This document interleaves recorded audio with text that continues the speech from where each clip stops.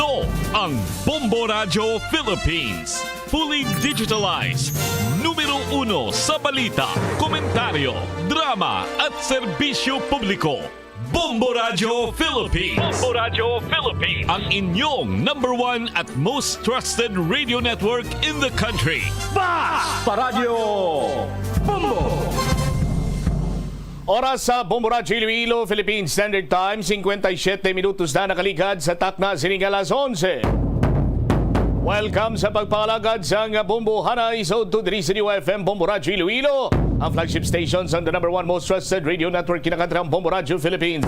Adlaw kita karon sa Sabado, Agosto 17, tuig 2024. Sa gihapon, inimula ganimo ang Kurman, Bombo Chama Blanco Hoover. Sa mga nagapanguna dalakuan karon nga mga balita. Week number 5, nagpaula naman sa premyo sa Santa Barbara Public Market.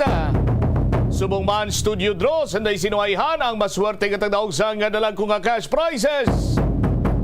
Sa dugang sining nga mga balita, 4 katonelada sang basura nakuha sa General Services Office sa Naita Market. Inekspektar nga magdamo pagin iya sa adlaw sang Domingo. Kagalapsag nga babae na sa puwan nga wala na sang kabuhi sa baybayon sakop sang Gimbal, Iloilo.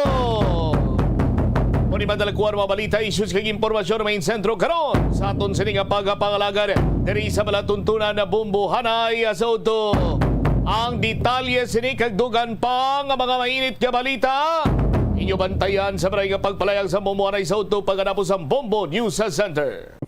Yari nga mga epektibo nga pamaagi agud mapabilin nga safe ang pagkaon sa imo pamilya.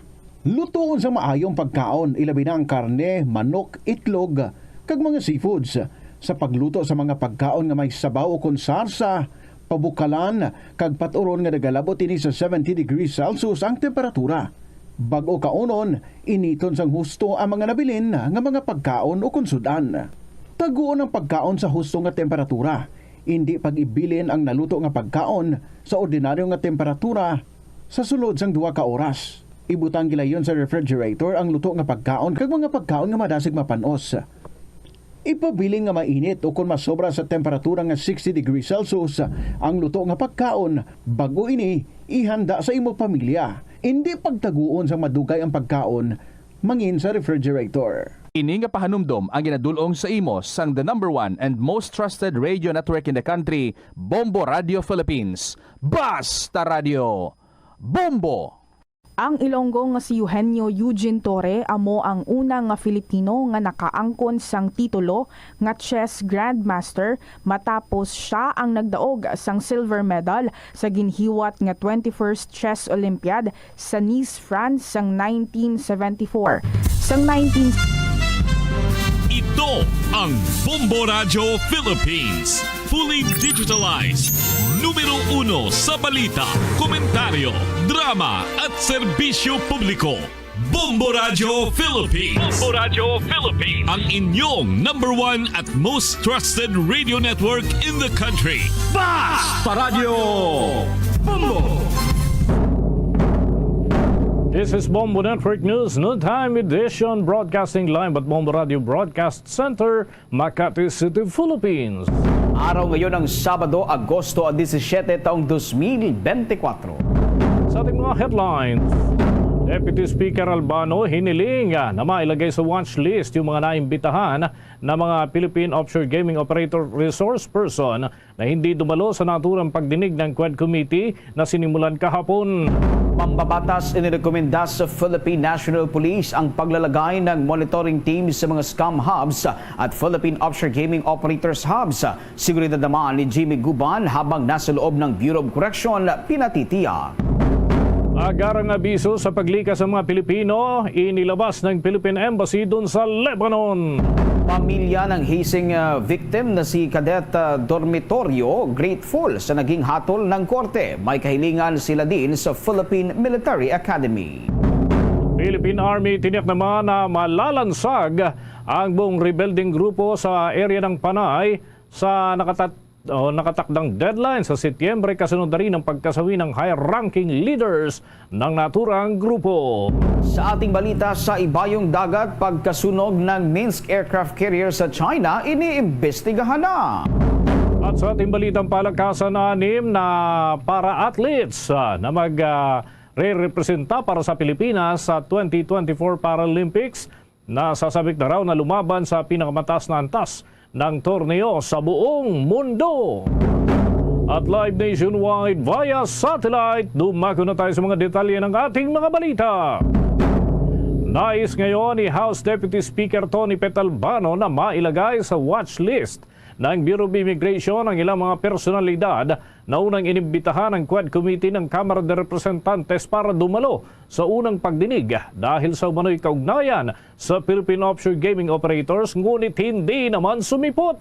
Ayon kay Congressman Albano, ang Philippine Offshore Gaming Operators ay may tuturing na national threat at mga inimbitahang personalidad ay may nalalaman sa naturang operasyon ng mga ito. Ngunit hindi pa rin sila nagtungo sa naturang pagdinig. Dahil dyan ay kinakailangan niyang malaman kung narito pa sa ating bansa ang naturang mga personalidad dahil na rin kabilang sa mga ipinadala ng Kamara na show cause order ay pinili nilang hindi na dumalo sa naturang pagdinig. Kinabibilangan ito ni Dennis Cunanan, Cassandra Ong at maraming iba pa. Kaugnay niyan, narito ang naging bahagi ng pahayag ni Congressman Tony Pet Albano. And this is therefore what I'm saying. Since this is a threat and we already know these people, may we ask this committee to empower itself and ask for a watch list from the Bureau of Immigration, if someone is here from the Bureau of Immigration, to see whether or not these people are here, especially that they did not attend and we are issuing a show cause order. I repeat, Pogo is a national threat to our Philippine economy, and therefore Pogo is a national threat to our national security and has to be stopped. Tinigyan ni Deputy Speaker at Congressman Tony Pet Albano kaugnay pa rin ang pagdinig ng Quad Committee. Ang naging suhestyon nitong si Albano ay kasunod na rin ng naging katanungan doon sa Quad Committee kung magkakasama o kaya naman ay magkakaugnay na naimbitahan ang mga personalidad na nasasangkot ngayon sa Philippine Offshore Gaming Operators na hindi dumalo. Sagot kasi ni Quad Committee Chairman Congressman Ace Barbers, konektado ang mga ito sa Philippine Offshore Gaming Operators Hub sa Bamban, Tarlac at Porac sa Pampanga. Ito rin ang dahilan kung bakit inimbitahan ang mga naturang personalidad. Naisaan niya ng lupon na malaman ang katotohanan sa likod ng pagkakasangkot ng mga ito at kung gaano kalawak ang kanilang kalaman ukol naman sa naturang usapin. Narito ang bahagi naman ng pahayag ni Congressman Robert Ace Barbers. Yes, they are all connected to Pogos, both in Banban and in Porac, Pampanga. Deputy Speaker Albano, and that's the reason why the committee has invited all these personalities, not just to shed light, but to for the committee to be able to ferret out the truth as far as their involvement in the crimes that was listed under the operations of illegal Pogos, Your Honor. Tinigyan ng isa sa mga namumuno sa naturang pagdinig na si Congressman Robert Ace Barbers. Samantala, inirekomenda ni Patrol Party List Representative George Bustos sa Pambansang Pulisya ng Pilipinas na maglagay ng mga monitoring at intel team sa mga scam hubs at Philippine Offshore Gaming Operators hubs na nananatili pa rin dito huyan sa ating bansa. Gitnang mambabatas, nananatiling may mga operasyon ng mga pogo dito sa Pilipinas sa kabila yan ng nauna ng kautusan ni Pangulong Ferdinand Marcos Jr. na effective immediately ang pagbabawal sa operasyon ng mga ito. Makatwiran lamang din aniya na i-monitor na ang galaw ng mga Philippine Offshore Gaming Operators dahil sa naunang pagbabawal na rin ng punong ehekutibo sa kanilang operasyon. Kaugnay niyan, narito ang naging bahagi ng pahayag ni Representative Bustos. And if I may suggest for the PNP, baka po pwede tayong maglagay ng mga monitoring team sa mga scam hubs and pogo hubs, no? Kasi ang akala ko po, doon sa zona ng presidente, susundan ko itong sinasabi ni Congressman Marcoleta, sabi niya po, effective immediately. Sa PNP po, I'm suggesting na to seriously consider magkaroon tayo ng tracker and monitoring team na magmo-monitor po dito sa mga scam hubs and pogo hubs. Ang bahagi ng pahayag ni Patrol Party List Representative George Bustos dahil nga sa hindi rin agad na pag-comply ng Philippine Amusement and Gaming Corporation sa naturang kautusan, tinanong ng mambabatas ang ahensya kung ano ang ginagawa nila na kinabukasan matapos nga ang naging ikatlong State of the Nation address nitong si Pangulong Ferdinand Marcos Jr. Bakit kailangan aniyang manatili pa rin ang mga pogo gayong mismong ang Pangulo na ang nag-uutos na pagbawalan ng operasyon nito?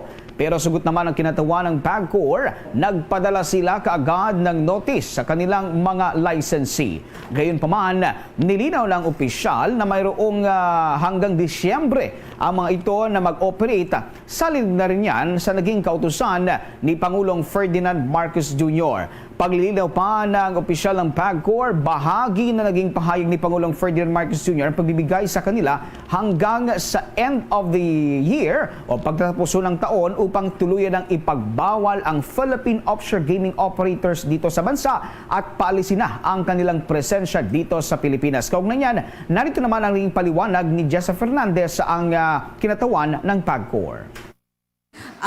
Nagpadala po kami ng notices po sa aming mga licensees. Ililiwanagin ko lang po, no, ang sinabi po ng Pangulo ay effective immediately, all POGOs are banned. However po, kasunod po ng statement na ito, sinabi po ng Pangulo na I hereby instruct PAGCOR, Philippine Amusement and Gaming Corporations, to wind down and cease the operation of POGOs by the end of the year. So yun po yung sinusunod namin po ngayon na panuntunan. So nag-issue po kami ng notice sa aming mga licensees na hindi na po effective immediately, ban na po ang POGOs at binibigyan na lamang po sila hanggang end of December 31, 2024 para unti-unti na pong palitin yung kanilang mga operations at by December 31, 2024, huling araw na po ito na pwede silang makapag-operate. Ang naging bahagi ng pahayag ni Jessa Fernandez, ang kinatawan ho ng Philippine Amusement and Gaming Corporation of PAGCOR.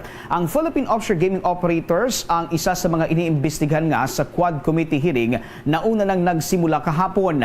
Nagsilbing venue nga ang Pampanga kung saan naroon ang isa sa pinakamalaking Pogo Hub na nasa laki ng mga otoridad at ito ay sa bayan ho ng Porac. Sa dagdag pa nating balita, wala pa rin patid ang isinasagawang operasyon ng mga tauhan ng Philippine Coast Guard. Yan ay sa lalawigan ng Bataan. Kaugnay ito ng barkong lumubog sa naturang parte ng karagatan nitong kasagsagan ng Super Typhoon Karina at ng habagat sa ating bansa. Batay nga sa pinakahuling data ng Philippine Coast Guard, nakapagkolekta na sila ng aabot sa 2,500 litro ng langis mula yan sa lumubog na MT Terra Nova sa naturang lalawigan.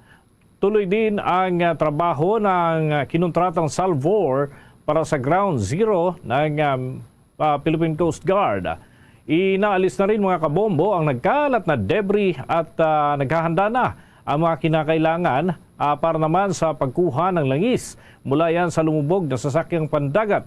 Sa ngayon ay mahigpit ang ginagawang pagbabantay sa mga tauhan ng naturang sasakyang pandagat at kasalukuyan niyang tinutugunan ng Philippine Coast Guard yung area na tinuturing na Ground Zero. Dahil dito ay nag-spray na sila ng dispersant doon sa langis na nakalabas mula po doon sa mga bulb o yung mga pinanggalingan po nitong container doon sa loob ng naturang barko. Nagkandak na rin mga kabombo ng pagpapatrolya ang Philippine Coast Guard sa mga baybaying sakop ng barangay Kabkaben, Maribeles at iba pang area dyan sa Bataan kung saan malapit sa pinaglubugan ng MT Jason Bradley. Layunin naman ito na suriin ang pagtagas ng langis at yung bakas nito sa naturang parte ng karagatan. Umaasa ang Philippine Coast Guard na malaki ang maitutulong ng paparating na oil pump machine. Ang mula yan sa Singapore na sinasabing mapapabilis na rin sa oil recovery operations sa naturang barko.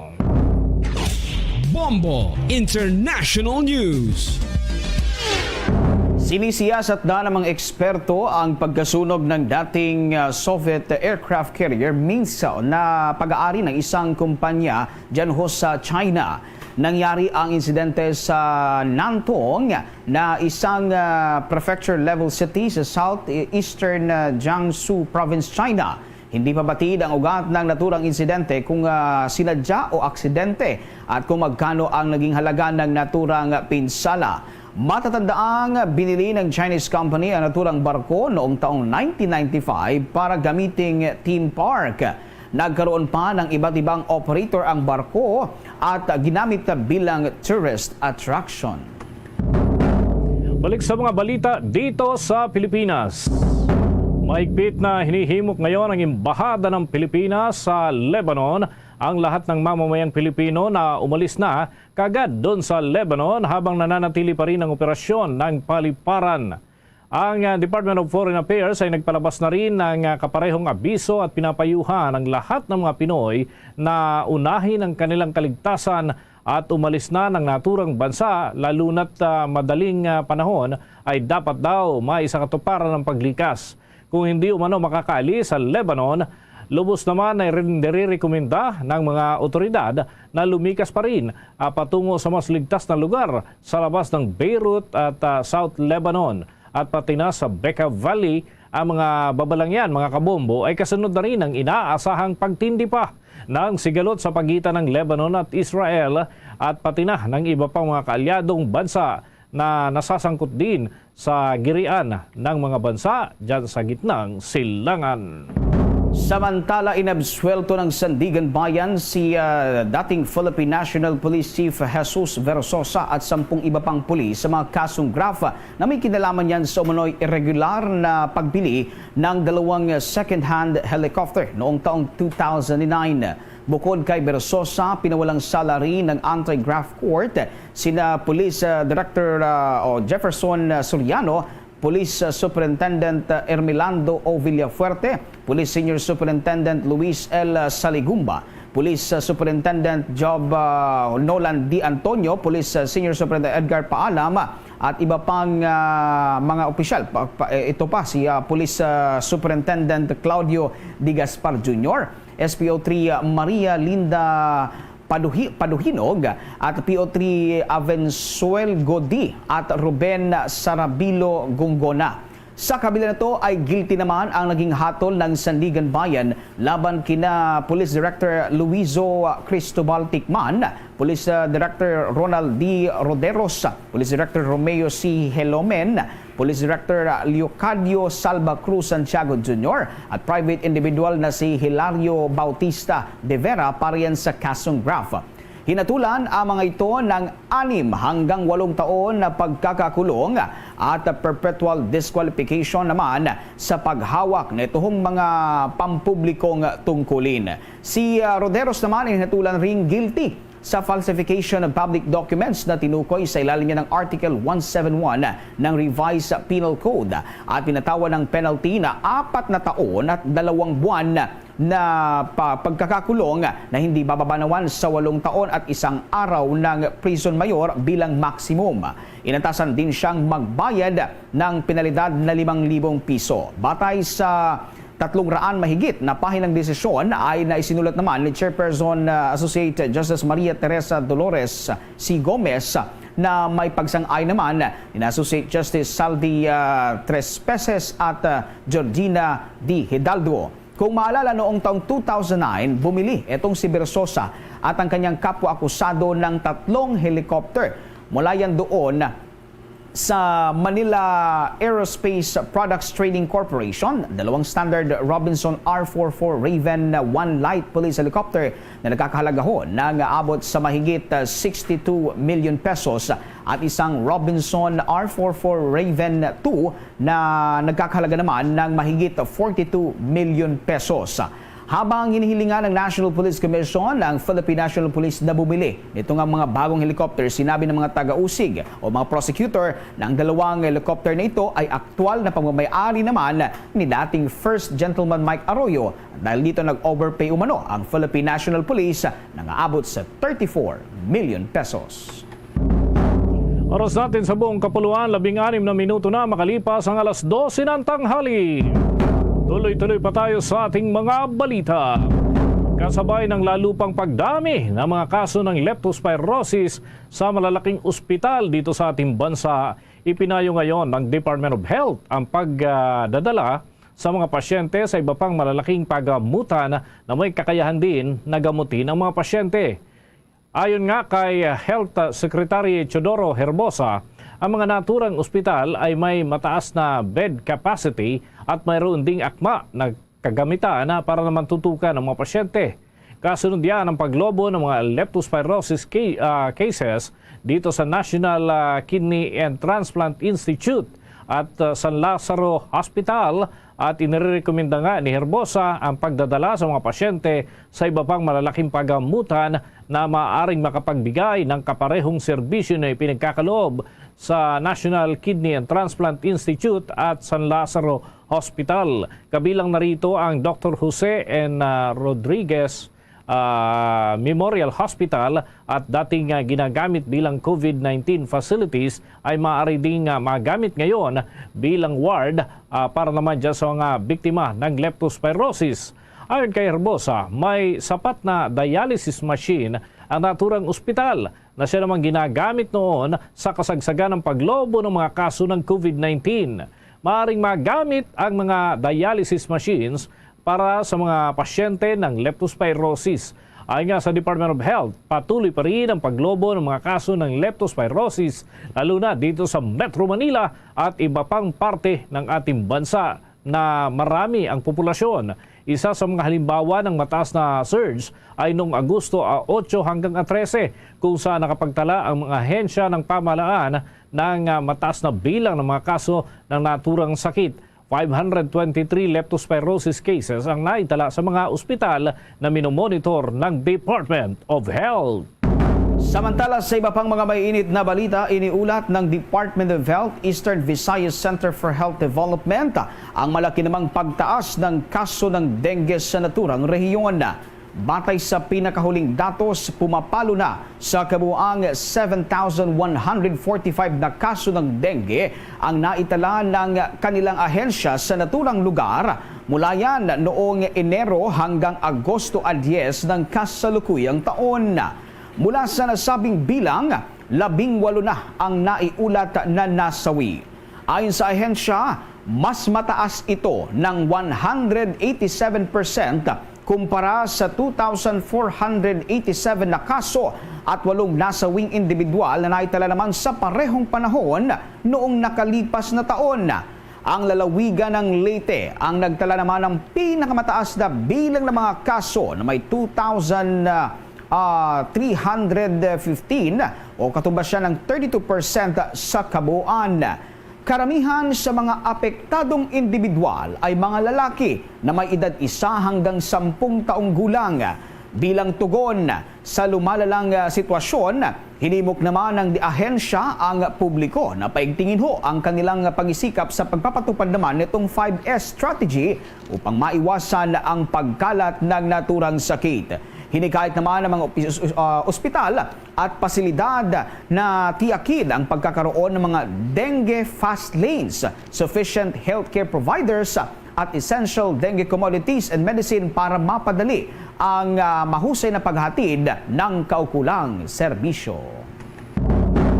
Sa iba pa nating mga balita, pinatitiyak naman ng Quad Committee Chairman na si Congressman Robert A. Barbers ang kaligtasan at seguridad ng tumistigong si Jimmy Guban. Kasunod yan ang mga revelasyon na kanyang isiniwalat sa unang pagdinig. Malalaking pahayag kasi o revelasyon ang nailadlad nitong si Guban at ayon kay Barbers, kinakailangang matiyak ang seguridad ng naturang testigo habang nagpapatuloy ang proseso ng Kamara ng kanilang pagdinig at dokumentasyon para naman mailapat ito sa ilalim ng akmang pangangalaga, partikular na yung Witness Protection Program at mga kahalintulad na programa ng pamahalaan. Si Guban, mga kabombo, ang siyang nagsiwalat kahapon doon sa pagkakasangkot umano ng ilang mga malalaking pangalan sa illegal drug trading dito sa ating bansa. Kinabibilangan anya ito ng mga pangalan katulad na lamang ng isinasangkot niya na si Congressman Paulo Duterte, Attorney Manasseh Manscarpio at maraming iba pa, bagay naman ay tinanggi na ng naturang mga individual. Pinatitiyak ni Barbers kay Bureau of Corrections Director General Gregorio Pio Catapang Jr. na mababantayan si Guban habang siya ay nasa ilalim ng kanilang kustodiya. Narito ang bahagi ng naging pahayag ni Congressman Robert A. Barbers kay General Catapang. May we ask, please, and this is a very important motion which might involve the safety of our witness.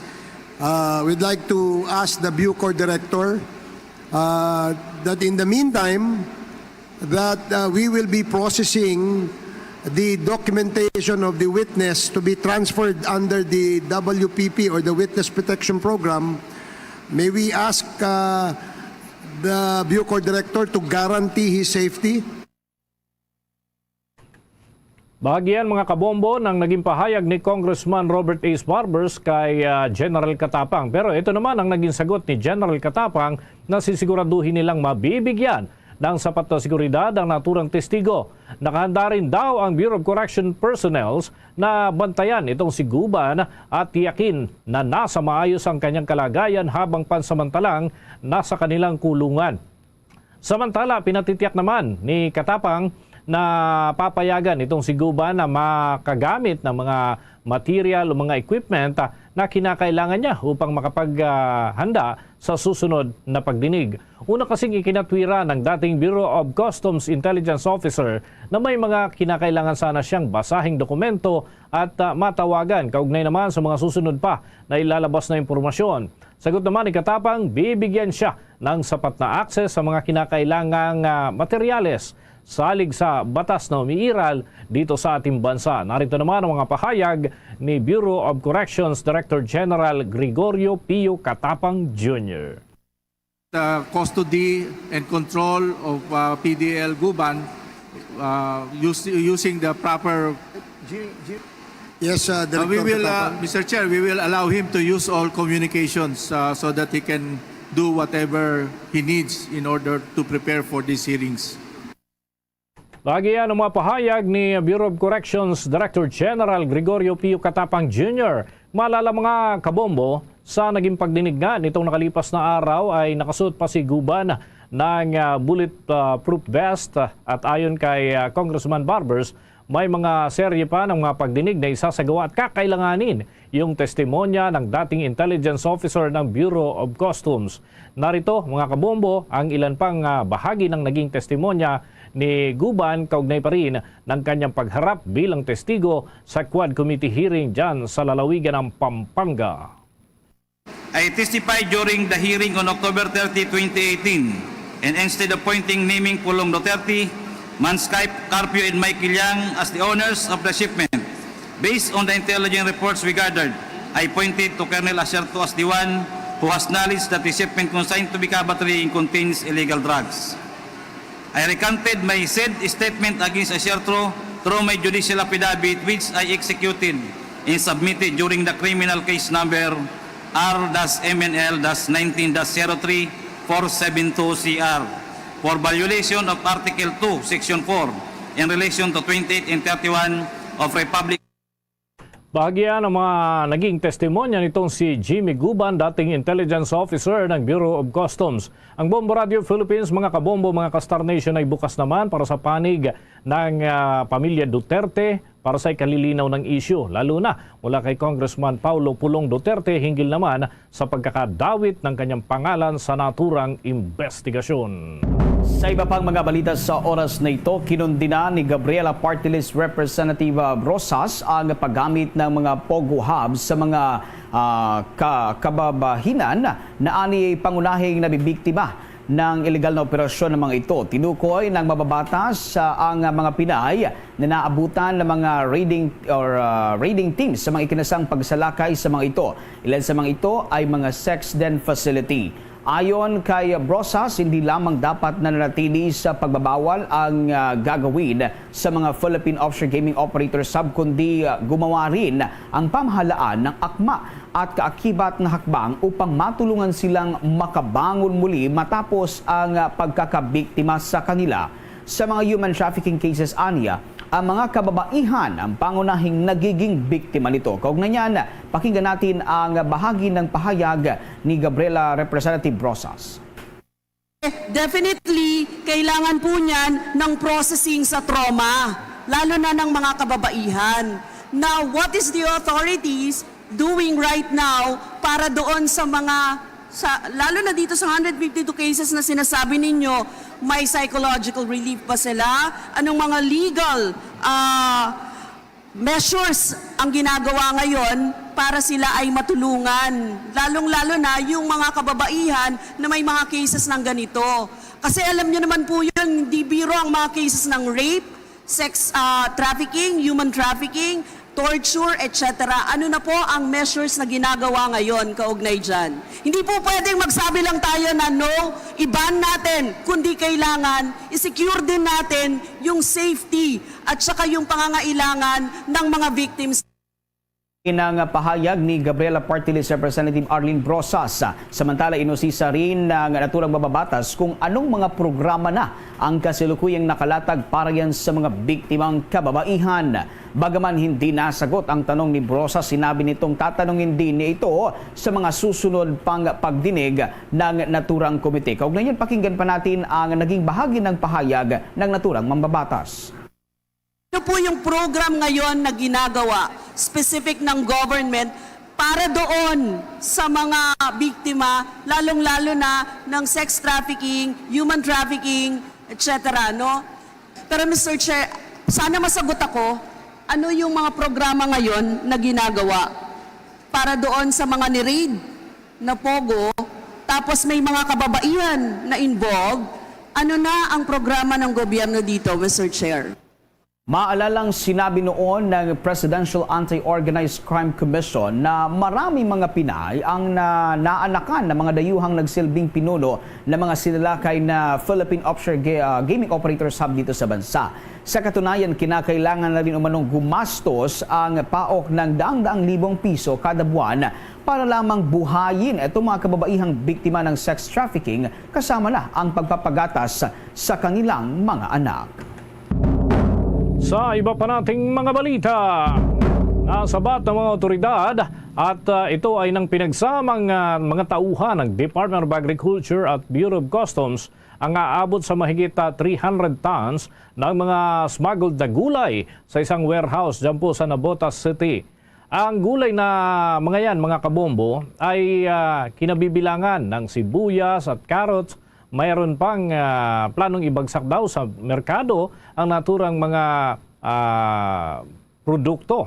Nangunguna sa operasyon ang Department of Agriculture, Inspectorate and Enforcement Office, Bureau of Customs at maging ang iba pang law enforcement units, kaya naman nabuo ang kanilang grupo sa pagsalakay sa naturang warehouse. Kaugnay nito ay ipinag-utos na ni Agriculture Secretary Francisco Theo Laurel sa Bureau of Plant Industry ang agarang pag-i-issue ng import permit para naman sa mga gulay na nabanggit.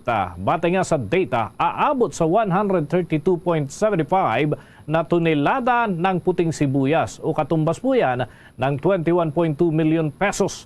Yun yung kahalaga sa merkado ngayon. Ito yung mga nakuha mula sa isa sa 2 cold storage facilities. Nakolekta rin mga kabombo mula sa isa pang warehouse ang aabot naman sa 89.89 tons ng mga imported na carrots na tinatayang may market value na 13.48 million pesos. Bukod dito ay nadiskubre rin mga kabombo ang nasa 360 kilograms ng kamatis, 10 kilograms ng enoki mushroom at isang 40-footer container van na naglalaman ng nasa 92.25 tons ng imported na puting sibuyas, bagay na patuloy pang iniimbestigahan ng mga otoridad. Samantala, ipinatawag ni Finance Secretary Ralph Recto ang mga opisyal ng Bureau of Internal Revenue at maging ang opisyal ng Bureau of Customs para sa isang command conference. Ito ay upang alamin ang performance ng koleksyon ng mga ahensya at pag-usapan ang mga plano upang maabot ang kanilang mga target revenue ngayong taon. Ang preliminary data mula Enero hanggang Hulyo ng kasalukuyang taon ay nagpapakita na ang BIR ay nakakolekta ng aabot yan sa 1.6 trillion pesos na nakapag-rehistro naman ng humigit kumulang 13% na pagtaas mula sa parehong panahon noong nakalipas na taon. Ang koleksyon naman ng Bureau of Customs ay lumago din ng humigit kumulang 6% sa 536 million mahigit o billion mahigit para yan sa Enero hanggang Hulyo ng taong kasalukuyan. Sa ngayon, pinalalakas ng BIR ang pagpapatupad naman ng digitalization program kung saan paiigtingin ang mga programa nito sa pagpapatupad ng buwis at habol naman sa mga tax evaders. Patuloy naman ang pagbubutihin ng Bureau of Customs ang pangolekta ng mga tungkulin at buwis at pag-angkat. Titiyakin ang pagsusunod ng importer sa mga batas ng mga custom laws at palalakasin ang proteksyon sa border at ports upang matukoy ang mga undervalued at misclassified commodities. Pinasalamatan rin ni Recto ang 2 ehensya sa kanilang patuloy na pagsisikap sa pagpapalakas ng administrasyon ng buwis at customs upang makakuha ng kinakailangang kita para pondohan ang mga programa at proyektong ito para sa bawat mamamayang Pilipino. Sa pagbabawas kamakailan ng rate interest ng Bangko Sentral ng Pilipinas at pag-upgrade ng credit rating ng bansa, inaasahan ng Finance Chief ng pamahalaan ay higit pang tataas ang mga koleksyon nito sa likod dyan ng pinabilis na paglago ng ekonomiya. Dumalo naman sa command conference ni Chief of Staff at Undersecretary Maria Luwalhati Dorotan at Revenue Operations Group Undersecretary Carlito Martin Mendoza, RJ Assistant Secretary Dakila Elten Napao at Regional Director Yuvimil Nina Asuncion at Fiscal and Policy Monitoring Group Assistant Secretary Carlo Bermin Adriano, BIR Commissioner Romeo Lumagi Jr. at Bureau of Customs Commissioner Buenvenido Rubio. Yan din ang matataas na opisyal ng parehong ahensya. Sa mga karagdagan pa nating balita, mga kabombo, mga ka-Star Nation, ay nakakuha ang mataas na kapulungan ng Kongreso ng very good sa kanilang performance rating. Dahil dito mga kabombo ay nagpasalamat naman ang liderato ng Senado sa pamumuno ni Senate President Francis Chis Escudero sa wala daw patid na pagtitiwala ng publiko sa kanilang bilang tagagawa ng makabuluhang mga batas. Batay nga sa naging resulta ng Social Weather Station Survey, very good performance rating ang nakuha ng naturang tanggapan para naman sa second quarter ng kasalukuyang taon. Ayon nga kay Senate spokesperson Attorney Arnel Banyas, ang rating na ito ay nagpapakita lamang ng tunay na dedikasyon ng mga miyembro ng mataas na kapulungan ng Kongreso sa pagganap ng kanilang mandato at tungkulin. Nagpapakita rin ito ng pagkakaroon ng integridad at dedikasyon ng mga senador. Sa nasabing survey mga kabombo, mula 23 ng Hunyo hanggang 1 ng Hulyo ay umaabot sa 66% ang nagsabing sapat at kontento sila sa trabaho ng mga senador. Aabot naman sa 16% ang nagpahayag na hindi sila kontento sa trabaho ng mga mambabatas sa overall rating mga kabombo ay nakakuha ang Senado ng very good. Katumbas siya ng net satisfaction rating na positive 50 points at malayo kumpara naman sa iba pang mga ahensya ng gobyerno batay na rin sa kanilang monitoring. Sa iba pa nating mga balita, nagbabala si Department of Agriculture Secretary Francisco Theo Laurel Jr. ng mas mahigpit na kampanya laban sa mga nagpupuslit ng mga produktong pang-agrikultura.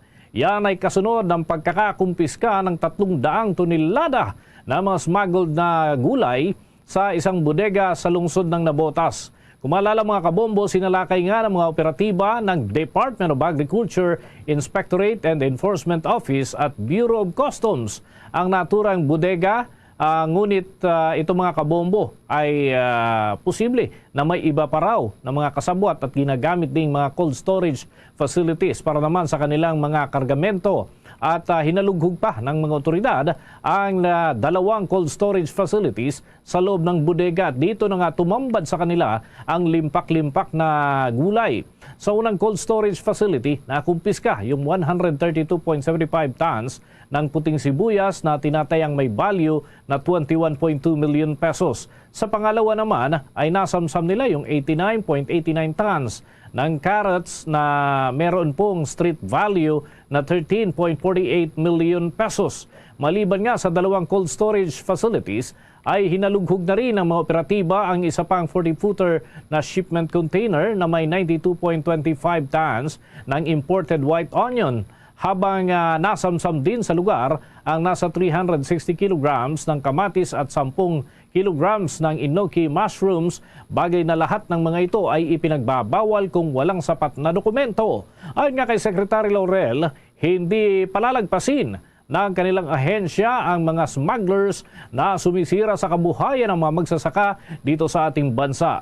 Maliban anya dito ay inilagay na rin sa naturang mga development, yung mga pagpasok ng mga smuggled goods, inilalagay ng mga ito ang ekonomiya ng bansa sa hindi maayos na sitwasyon dahil hindi nagbabayad ng buwis sa pagpasok ng naturang mga kargamento papasok dito sa ating bansa, ngunit ibinibenta nila kung minsan ay mas mahal pa kaysa sa tunay na halaga na dapat itong ipinagbibili. Samantala, dumipensa ang Department of Agriculture sa pagpayag nila sa pagsasaprangkisa sa mga kadiwa outlet. Ayon kay Department of Agriculture spokesman Arnel de Mesa, naatasan ng Food Terminal Incorporated FTI para palawakin ang serbisyo ng mga kadiwa stores sa buong bansa. Habang pinag-aaralan aniyan ng FTI ang pagbibigay prangkisa, mananatili naman ang layunin ng kadiwa at ito ay makapagbigay ng mas murang mga agri-products para yan sa mga consumer. Nais aniya ng Department of Agriculture na magkaroon ng publiko ng maayos na pagpipilian sa pagbili ng murang mga produkto at hindi lamang nalilimitahan sa mga mahal na produkto. Pagtitiyak pa ng opisyal, ipagpapatuloy ng Department of Agriculture ang naturang programa sa tulong na rin ng mga magsasakang sumusuporta sa kadiwa. Samantala, kanina mga kabombo ay niyanig ng 5.0 magnitude na lindol ang hilagang bahagi ng Luzon. Naitala ito kaninang bandang bago mag-alas 8 ng umaga. May lalim yan na 10 kilometro at tectonic ang pinagmulan o resulta ng paggalaw ng tectonic plates sa naturang parte ng ating bansa. Natukoy naman ang epicenter o sentro ng pagyinig sa layong 27 kilometro sa hilagang kanluran ng Dalupiri Island sa Calayan, Cagayan. Kaugnay nito ay narehistro naman ng Philippine Institute of Volcanology and Seismology ang Intensity 1 sa Lawag City at maging sa Pasukin, Ilocos Norte at minomonitor pang iba pang lugar dyan sa Cagayan Valley Region na saklaw din ng naturang pagyanig. Samantala, kinontra ni Cagayan Economic Zone Authority Administrator and Chief Operating Officer Katrina Ponce Enrile ang pahayag ni Vice President Sara Duterte na kung saan sinisisi nito kay Pangulong Ferdinand Marcos Jr. ang mga pagbaha sa Davao City. Sa isang pahayag, binanggit ng anak ng Presidential Legal Counsel na si Juan Ponce Enrile na dapat sana ay lutasin ng ama ni Duterte na si dating Pangulong Rodrigo Roa Duterte ang mga isyu sa pagbaha sa kanilang bayan sa panahon ng kanyang administrasyon. Paliwanag ni Enrile, hindi naman pwede na lahat na lamang ng problema ay maaaring ibaling ang sisi kay Marcos Jr. Matatandaang binatikos ng Vice Presidente ang Administrasyong Marcos Jr. dahil sa kabiguang ponduhan umano ang programa sa pagsugpo sa baha sa Davao City dahil lamang ang alkalde ng lungsod ay isang Duterte. Ayon kay Duterte, tinapos ng administrasyon ng kanyang ama ang isang master plan at isang feasibility study para sa flood control at drainage ng lungsod na inilathala naman noong Hulyo ng nakalipas na taon. Ang pamabatikos ng Vice Presidente kay Marcos ay matapos itong magbitiw nga bilang kanyang kalihim ng Department of Education. Noong Pebrero ng kasalukuyang taon, pinasalamatan pa niya ang Pangulo sa pagbisita sa Davao Region para maghatid ng tulong sa mga biktima ng pagbaha at pagguho ng lupa. Oras natin mga kabombo, mga ka-Star Nation, 20 minuto bago sumapit ang 1:00 ng hapon. Iginit ni Senator Mark Villar na napapanahon na para daw amyendahan ang Rights of Way o Right of Way Act o yung Republic Act 10753. Ayon nga kay Villar, sa pamamagitan nito ay makakatiyak na maayos na matutugunan ang pangailangan ng iba pang mga ahensya ng gobyerno. Anya, kinakailangang maiangkla ang mga napapanahong infrastructure projects ng gobyerno sa kasalukuyang batas ng ating bansa. Pinatitiyak din ng mambabatas sa mga implementing agencies na makakuha ng sapat na otoridad para naman makapagpatupad ng kani-kanilang mga mandato. Kinakailangan anyang tiyakin na magiging balanse ang infrastructure development plans ng pamahalaan. Yan ay sa karapatan din ng mga private property owners na dadaanan ng mga proyekto ng ating bansa. Kabilang na rito yung pagbibigay ng patas na kompensasyon para sa kanila. Sa pagbabago anya ng mga umiiral na batas, maaari nang maresolba ang mga issue sa kompensasyon ng mga private property owners na apektado ng mga infrastructure projects ng gobyerno. Naniniwala kasi itong si Villar na ang pagresolba sa issue ng right of way at yung acquisition process ay magdudulot ng pagiging episyente ng mga infrastructure projects ng pamahalaan ng ating gobyerno. Samantala, nabuwag na ng Quezon City Police District ang isang robbery group na sangkot sa sunod-sunod na holdapan sa mga convenience store sa lungsod ng Quezon. Kaugnay nito ay niulat ng Quezon City Police District ang matagumpay nilang pagkakaresto sa 3 miyembro ng Niepes Robbery Group. Kamakailan lamang ay nagtangka ulit ang mga ito na mang-hold up sa isang kilalang convenience store sa naturang lugar. Nakita sila ng mga pulis na nag-iikot sa isang convenience store sa kabaan ng Chutuco Street, corner Kachampaka Street, Barangay Rojas. Ang mga ito aniya ay sakay ng isang sasakyan na may plate number AHJ-471. Ang mga suspect ay kinilalang sina Gary Kangwaya o Kagwaa ng Quiapo, Manila at Norman Belen ng Sampaloc, Manila at Joshua Niepes ng Kalumpit, Bulacan. Nakuha sa pag-iingat naman ito ang 3 maikling baril, mga bala, 3 granada, isang itoong mga improvised na flat tool, improvised sa plate number at isang sasakyan. Batay sa pagtataya, abot ho sa 520,000 pesos ang nakulimbat na mga ito mula yan sa kanilang mga nabiktima. Sa puntong ito ng ating balitaan, ako na tayo sa mga ulat ng ating mga himpilan. Unahin natin dito sa may area ng Baguio sapagkat itong pamilya dormitoryo, ito po yung hazing victim na si dormitoryo, ay nagbigay ng reaksyon yung kanyang pamilya hinggil naman sa naging hatol doon sa mga responsable sa pagkakapatay sa naturang kadete. Alamin natin ang update mula sa Bombo Radio Baguio.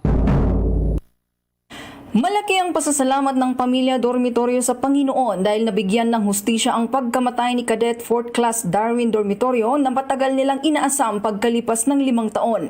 Sa eksklusibong pagkikipagpanayam ng Bombo Radio kay Dexter Dormitorio, ang kapatid ng yumaong kadete tila ba ay nabunutan ang buong pamilya ng tinik sa naging desisyon ng korte mula sa paghihirap nila sa nakaraang taon kahit na masakit pa rin ito. Ako na lang nagsasabi, salbahe talaga sila eh. So, sana sana maging leksyon sila sa iba pa na gustong manakit o manlamang sa kapwa. Hindi talaga tama at may mga batas tayo para panagutin sila. Kahapon ay natulan ng reklusyon perpetua ang 3 pangunahing suspect na may kinalaman sa pagkamatay ng kadete, kung saan 2 sa mga ito ay guilty ng murder habang ang isa ay guilty sa hazing. Sila ay sina former Philippine Military Academy 3rd Class Shalimar Imperial Jr. at Felix Lumbag Jr. at si 3rd Class Julius Carlo Tadena. Bukod pa rito ay magbabayad si Imperial at Lumbag ng 185,000 pesos in damages habang 2 million pesos naman in damages kay Tadena. Kung maalala ay namatay ang 20 anyos na si Darwin noong September 18, 2019 dahil sa malubhang pinsalang idinulot ng kanyang mga upper classmen. Narito naman ang mensahe ni Dexter sa kanyang yumaong kapatid na si Darwin. Alam mo ma'am, yung mission niya hindi lang po yun para sa bansa talaga, para sa bayan natin. So, while he did not live to see it, nagtagumpay siya sa mission niya. Itong kahit pa paano,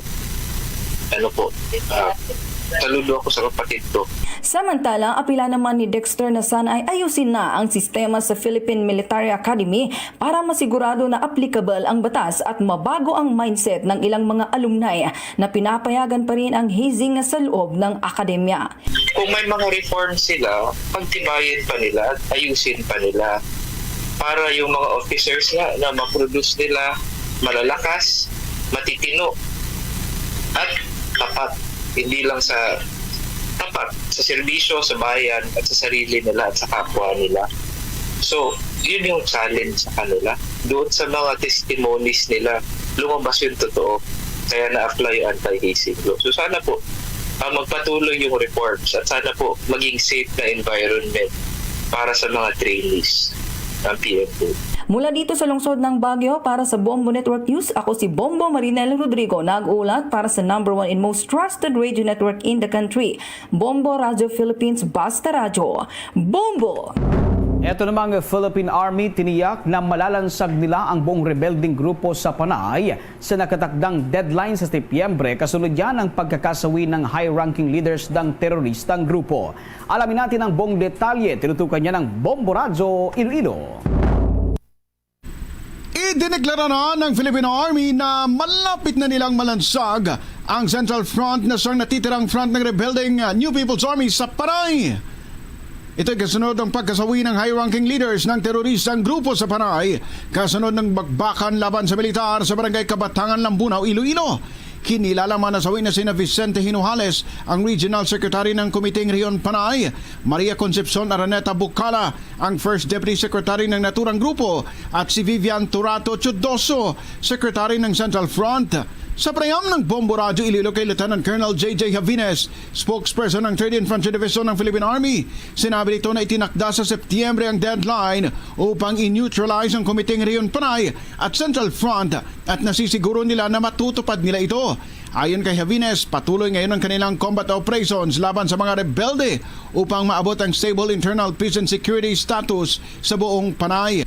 Ang engkwentro sa Lambunaw, Iloilo ay nangyari kasunod rin ng serye ng bakbakan sa lalawigan kung saan 7 rebeldeng namatay, isa noong Agosto 5, isa noong Agosto 7 at 5 noong Agosto 8. We are nearing our target as dictated by our division commander, Major General Mario Narciso, na dapat we should end local communist armed conflict and declare Central Front and KR Panay dismantled by end of September. No? So looking at the result of our encounters, this would be a possibility, no? And hoping in the next days may harap kita mga encounter and hoping na makakuha ito ng mga high value individuals at yung mga remaining pa, no? Ng mga ranking na leaders ng communist terrorist group. Si Lieutenant Colonel J.J. Javines para sa Bombo Network News. Ito si Bombo Ayan Gahete para sa #1 and most trusted radio network in the country, Bombo Radio Philippines, Basta Radio. Bombo! Itong overseas Filipino worker naman na minaltrato ng kaniyang amo doon sa Saudi Arabia, nakauwi na dito sa Pilipinas sa tulong ng Bombo Radio Philippines. May balita ang Bombo Radio Lawag.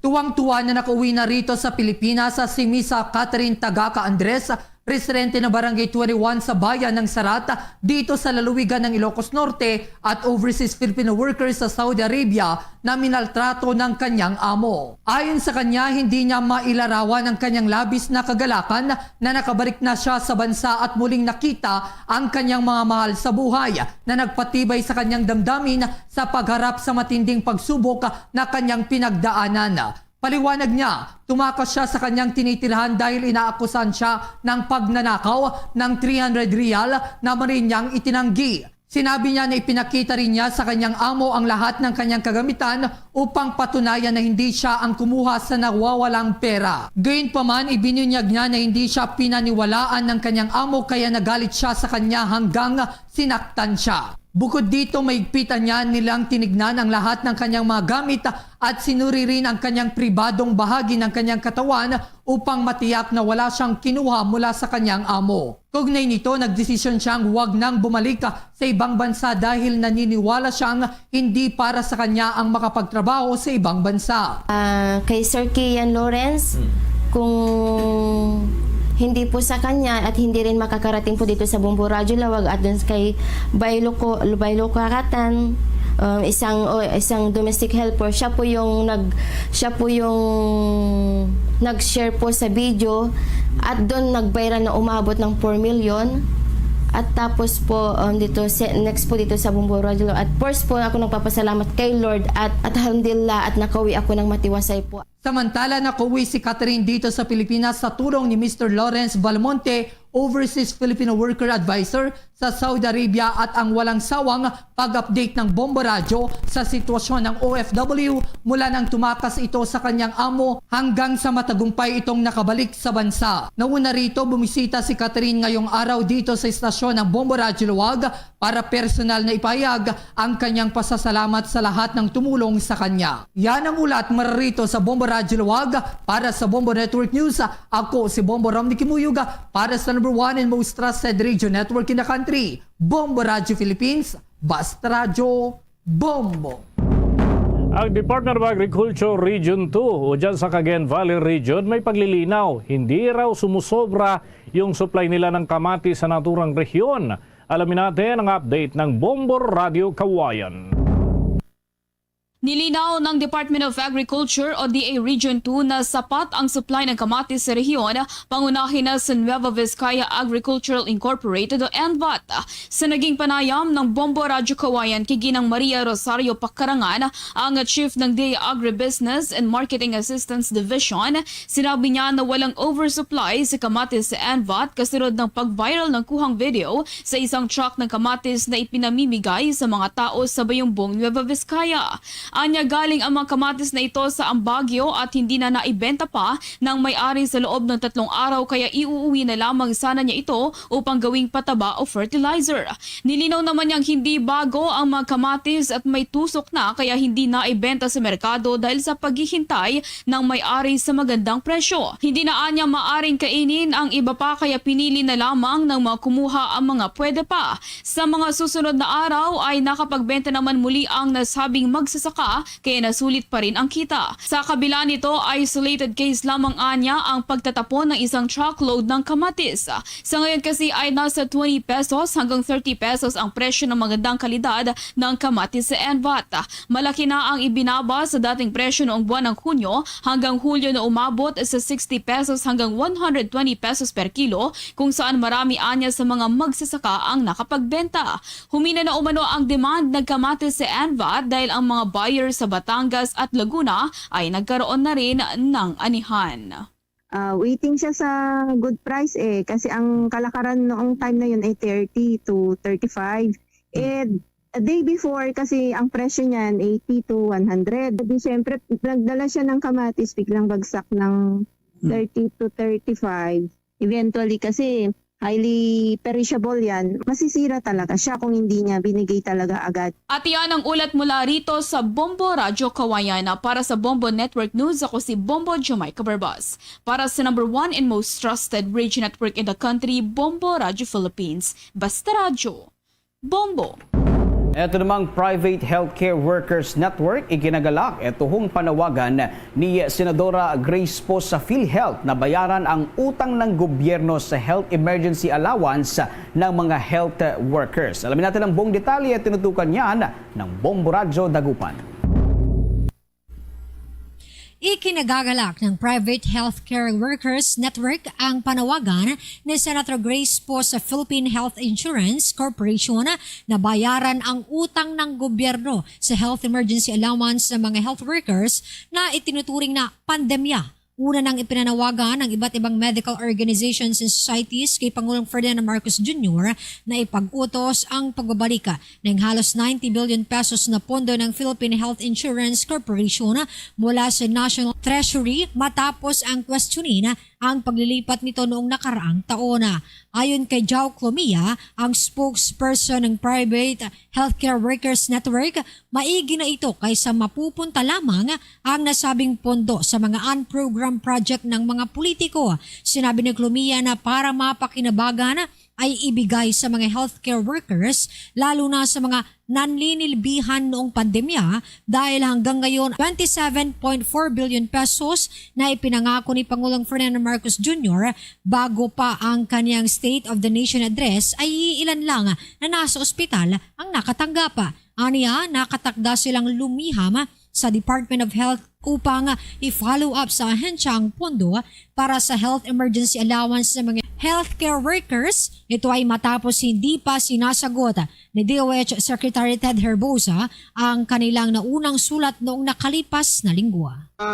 Hanggang sa ngayon, yung 27.4 billion na ipinangako ni Pangulong Bongbong Marcos bago magsona, ang sinasabi niya ay dapat may i-release na ba? Sabi nga namin, malaking pang kulang yung 27.4 billion.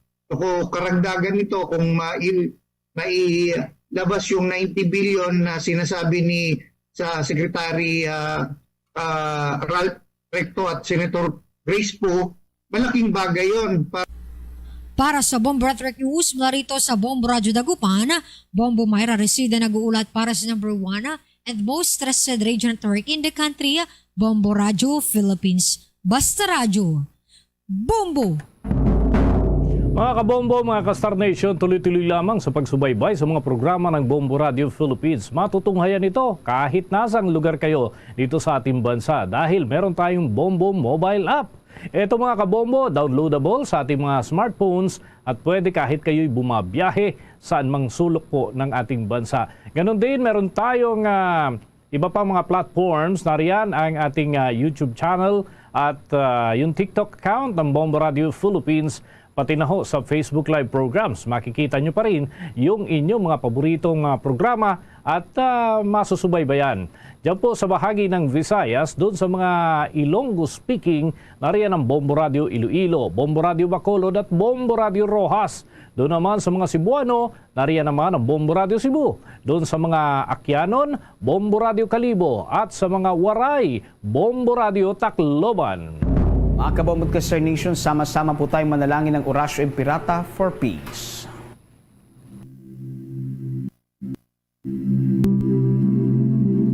God, our Heavenly Father, Lord of peace and justice, we humbly come before you during this time of escalating geopolitical tensions in our part of the world. Through the years, you have sustained our faith in you as a nation. It is our faith in your divine providence that has made us survive the countless natural and human-caused calamities that have come our way in our history as a people. Spare us, Lord, from the horrors of war. Hear our pleas as we cry out to you. Have mercy on us, Lord. Rescue us from the malevolent forces that influence world leaders. For we believe that our struggle is not against flesh and blood, but against their rulers, against the authorities, against the powers of this dark world, and against the spiritual forces of evil in the heavenly realms. We pray for your leaders entrusted with making crucial decisions for our nation. We place all our hopes in you, seeking your forgiveness and mercy for the times when our fears and suspicions have tainted our perceptions with ethnic biases and prejudices verging on racism. We earnestly pray, Lord, that you make us instruments of your peace. Where there is hatred, let us bring love. Where there is injury, pardon. Where there is doubt, faith. Where there is despair, hope. Where there is darkness, light. Where there is sadness, joy. Through our Lord Jesus Christ, your Son, who lives and reigns with you in the unity of the Holy Spirit, God, forever and ever. Amen. Our Lady, Queen of Peace, Pray for us. Saint Michael the Archangel, Pray for us. Saint Joseph, Pray for us. Saint Francis of Assisi, Pray for us. Saint Lorenzo Ruiz, Pray for us. Saint Pedro Calungsod, Pray for us. Luzon, Visayas at Mindanao. Yan ang kalipunan ng ating mga balita para sa pantanghaling edisyon ng Bombo Network News. Mula sa Bombo News Center para sa number 1 and most trusted radio network in the country, Bombo Radio Philippines, Basta Radio, Bombo! Na siningalaw na balik na diri sa pagpangalagad sa Bombo anay sa udto sa gyapon ko primo Bombo Chama Blanco Hover. Standby sa aton sini nga mga kabombo kay ang suwerte sa palay kay promo ng Bombo Radio at Star FM nagpaulan sa kasya prices kag kasya sadyahan dito iya sa may Santa Barbara Public Market. Hindagsa sa mga kabombo naton nga nagpasakop sa suwerte sa palengke sa diin iyamay na pulo nga naggadaog sa tag 1,000 ka pesos ka cash plus sa 500 pesos ka valor sa gift pack nabaton dayon nila sini nga premyo. Standby kay kilalahon tani sila kag sumungman sinuayhan ang mga nagdalaog pagid sa mga nagkalain man sini nga pahampang cash gyapon ang premyo. May ara pa sang may sample patuginan nga gid na panghatag man ang aton sini nga mga sponsors o kanami lamang sa aton sini nga mga kabombo nakapamahaw ka na nakapangapi ka pa may cash prizes ka pagid lipay ka pa tidin ka pa suwerte sa palengke na. Check ta si Bombo Paulina Piliora Pau sa report please come in. Bombo Cham nagdulong isang kasadyahan sa week 5 swerte sa palengke sang Bombo Radio kag Star FM kaupod ang nagkalain-lain nga product sponsors sa banwas ng Santa Barbara Subong nga adlaw una diri ang atong product sponsors nga Gardenia kung sa diin naghatag sang libre nga pamahaw sa mga nagtambong kag sa mga pumuluyo dito sa may Santa Barbara Public Market kag ilan niging panghatag ining Smile Coffee, Happy Me nga migoreng kag syempre ang Gardenia bread subong man ang Revicon Forte nga miyara sa promo nga ti 2 ka banig plus 2 ini worth 44 pesos lang kag ang Dr. S. Wong's man nga nagdulong sang kasadyahan paagi sa pahampang kag papremyo nga nakapak ini ang ilang mga prices sa nagkalain-lain nga products. Yari bala Bombo Cham ang mga maswerte nga nagdaog sa nagkalain-lain nga pahampang nga gindulong sang aton nga nagkalain-lain nga product sponsors. Una na diriya ang Gardenia kung sa diin na nagdaog ini si Mercedes Valencia nga taga-Ungka Haro samtang si Melinda Solosyo nga nagdaog sang isa ka dako ni siya nga naglain-lain nga pack sang Dr. S. Wong sa iya nga sa ilang nga pahampang kag iniya taga Dagas Santa Barbara pa ni siya kag sa Revicon Forte naman nga nagdulong ini sila sang pahampang paagi sa stage dance kag ining nagdaog maswerte nga nagdaog si Pearly Joy Soltones 35 anyos ang edad kag taga Miraga Santa Barbara kag iya nga pares niya Bombo Cham amo si Amor Aquines 40 anyos ang edad kag taga Barrio Obrero samtang yari naman ang isa sa mga grabe gid ang hataw dito sa Buddhist Challenge nga si Christine Subredo, taga Santa Barbara, 29 anyos ang edad. Yari bala ipabati naton sa atong mga kabombo ang kabahin sang aton testimony ni Christine Subredo nga taga Santa Barbara. Duplicate ang akong kasadya bangod magluwa sa pahampang may premyo pa ako na baton sa week 5 sang Palengke Draw Games sa Swerte Palengke 2024 promo. Baldi-balding premyo na may cash sa Bombo Radio at Star FM. Nga ginhiwa sa Santa Barbara Public Market. Ako si Christine Sobrido nagaedad sang 29 kag nagapuyo sa Barangay Lacadon, Santa Barbara, Iloilo. Nagdaog ako sang 500 nga cash prize.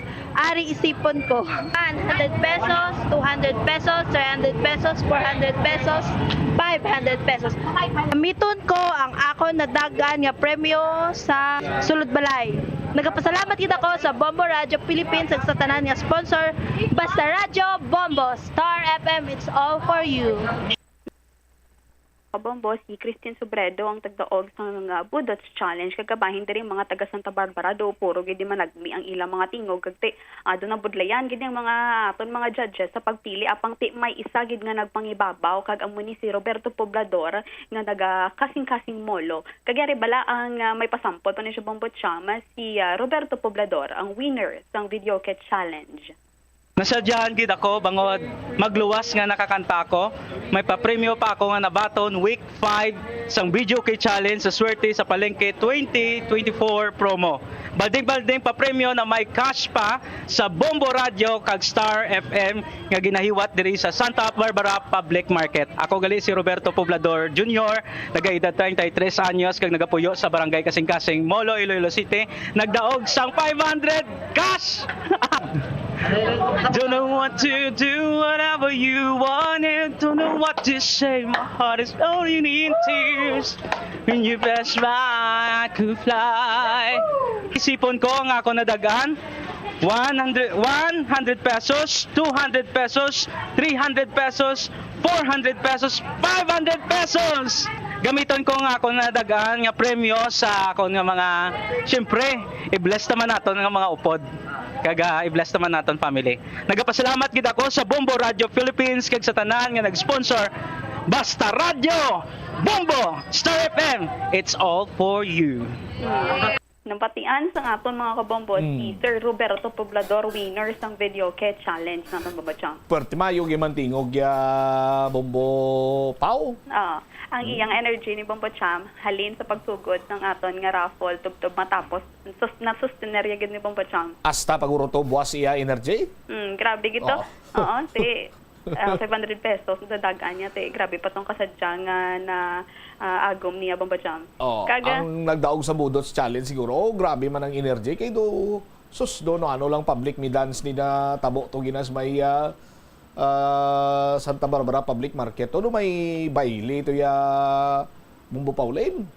Siya kita nag-stand out Bombo Cham, si Ma'am Christine. Kaya mga opodya, lunsay mga senior citizen. Kaga, moment to sila ibayan ang nagdalaog sa raffle draw. Ginhiwat, siya itong medyo bata-bata. Grabe gitong hataw ni Ma'am Christine.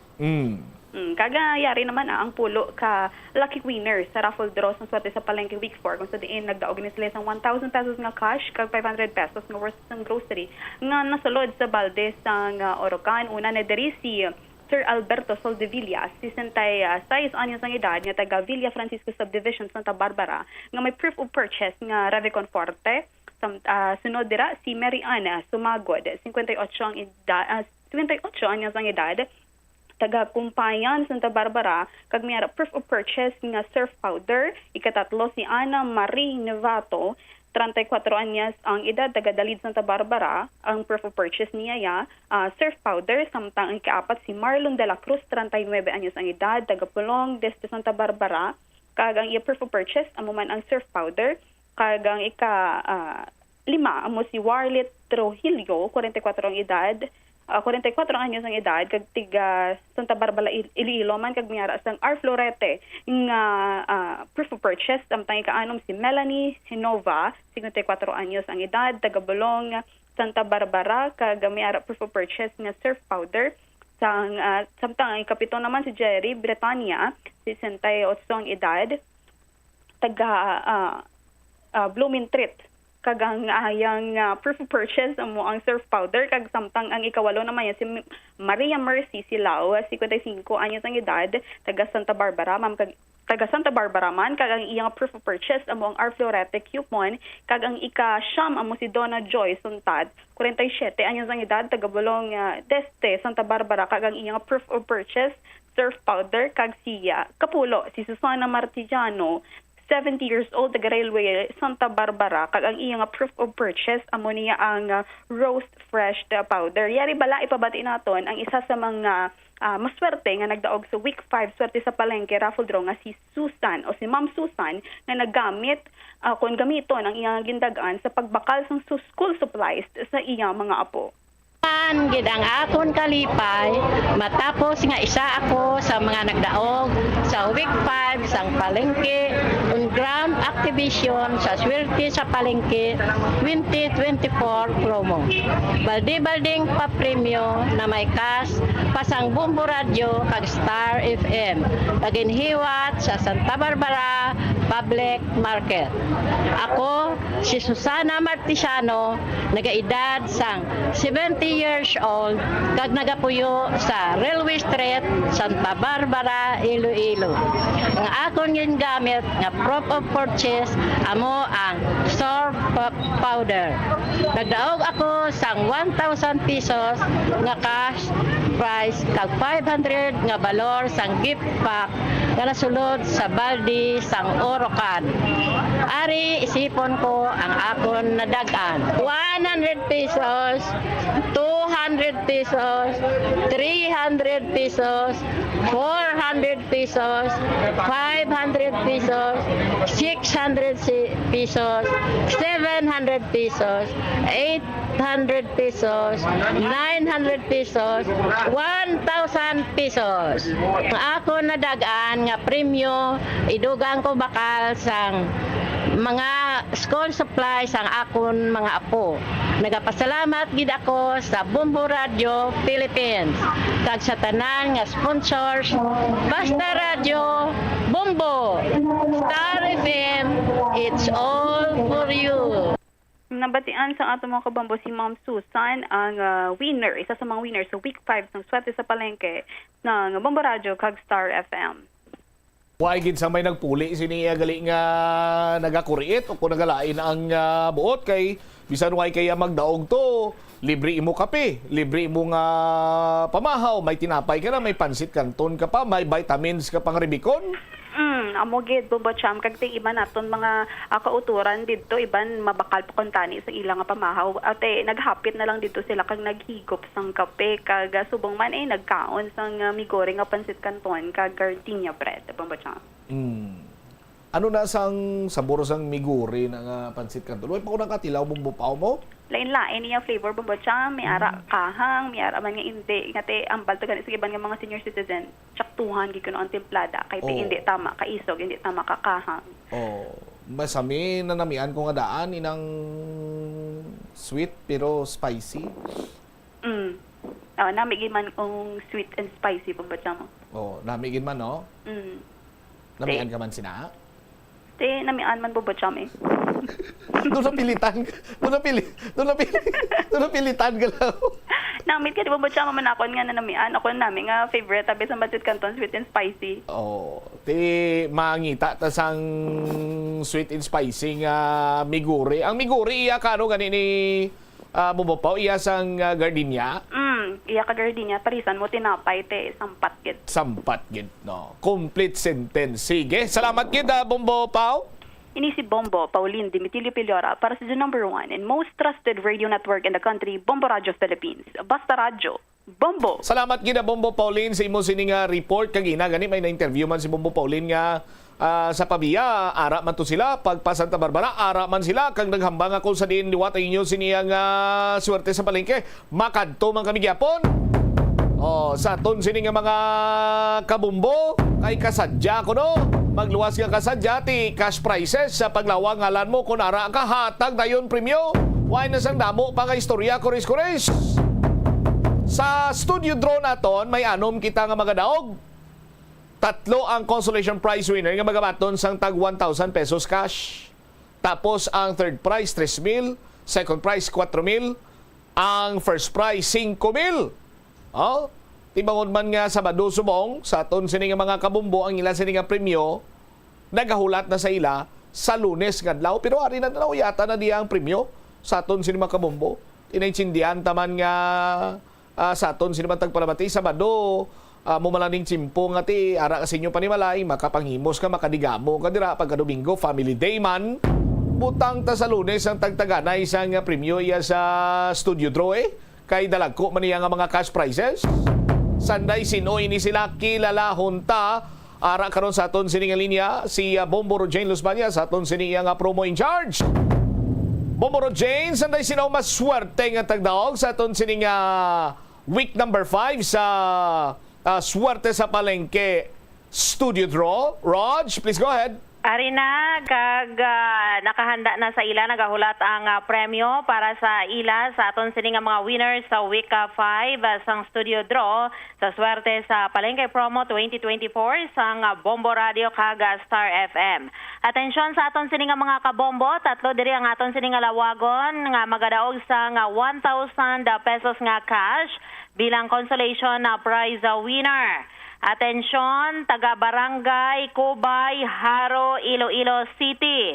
Nagaedad 69 anyos, kag nagamit ini siya sang Ara Florete Coupon sa aton sining mga kabombo. Congratulations diri sa kay Corazon Socaldito. Corazon Socaldito sang Barangay Cubay, Haro, Iloilo City. Ikaw nga aton sini isa sa mga mapalaron nga taga-daog sa 1,000 pesos bilang consolation prize winner. Ikaduwa naton diri nga winner magabaton sa gihapon sang 1,000 pesos nga cash. Nagaedad 58 anyos kag tumandok sang Z-4 Molo Boulevard, Iloilo City. Congratulations sa kay Margie Batan.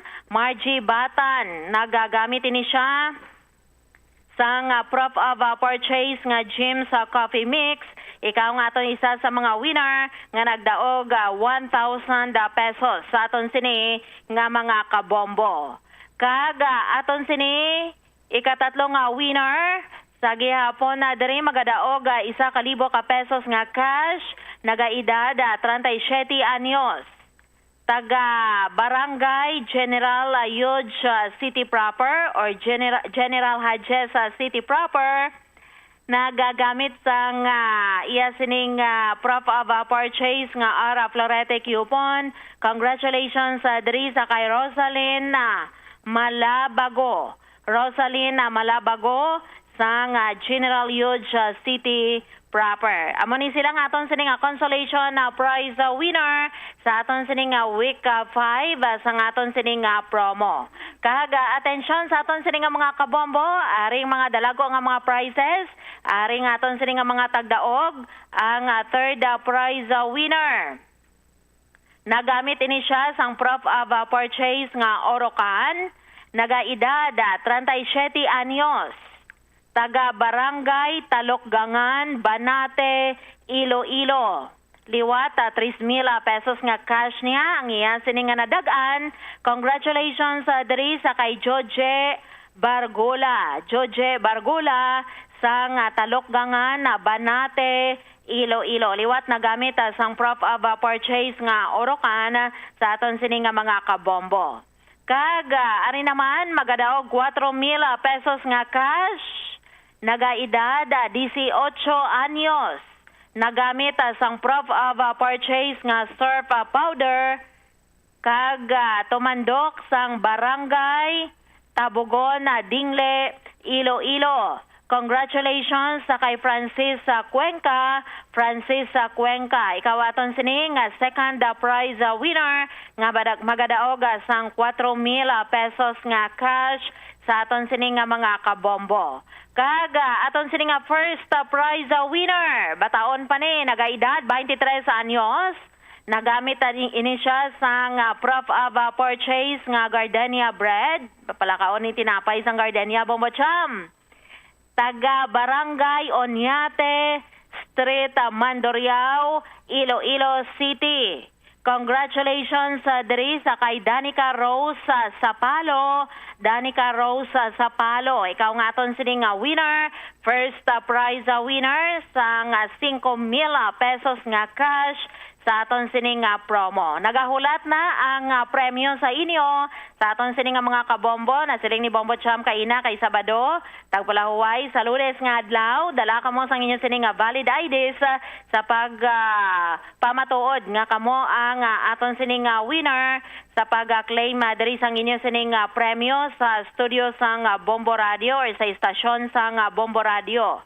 Dala ka mo sang duha ka valid nga ID sa aton sining mga kabombo, dapat la sa 9 sang aga ari na kamo para nga ma-award ang inyo sining premyo nga nadagaan sa aton sining week 5 sang promo. Kag by the way nga aton sining FDA representative sa aton sining week 5 sang aton sining promo, amo si Ma'am Crystal Jane Laison, aton sini nga FDA representative sa aton sini nga mga kabombo. Sa muni nga aton sini nga mga winners sa Bombo Cham, dalago nga pa-premyo nang nagahulat diri sa ila.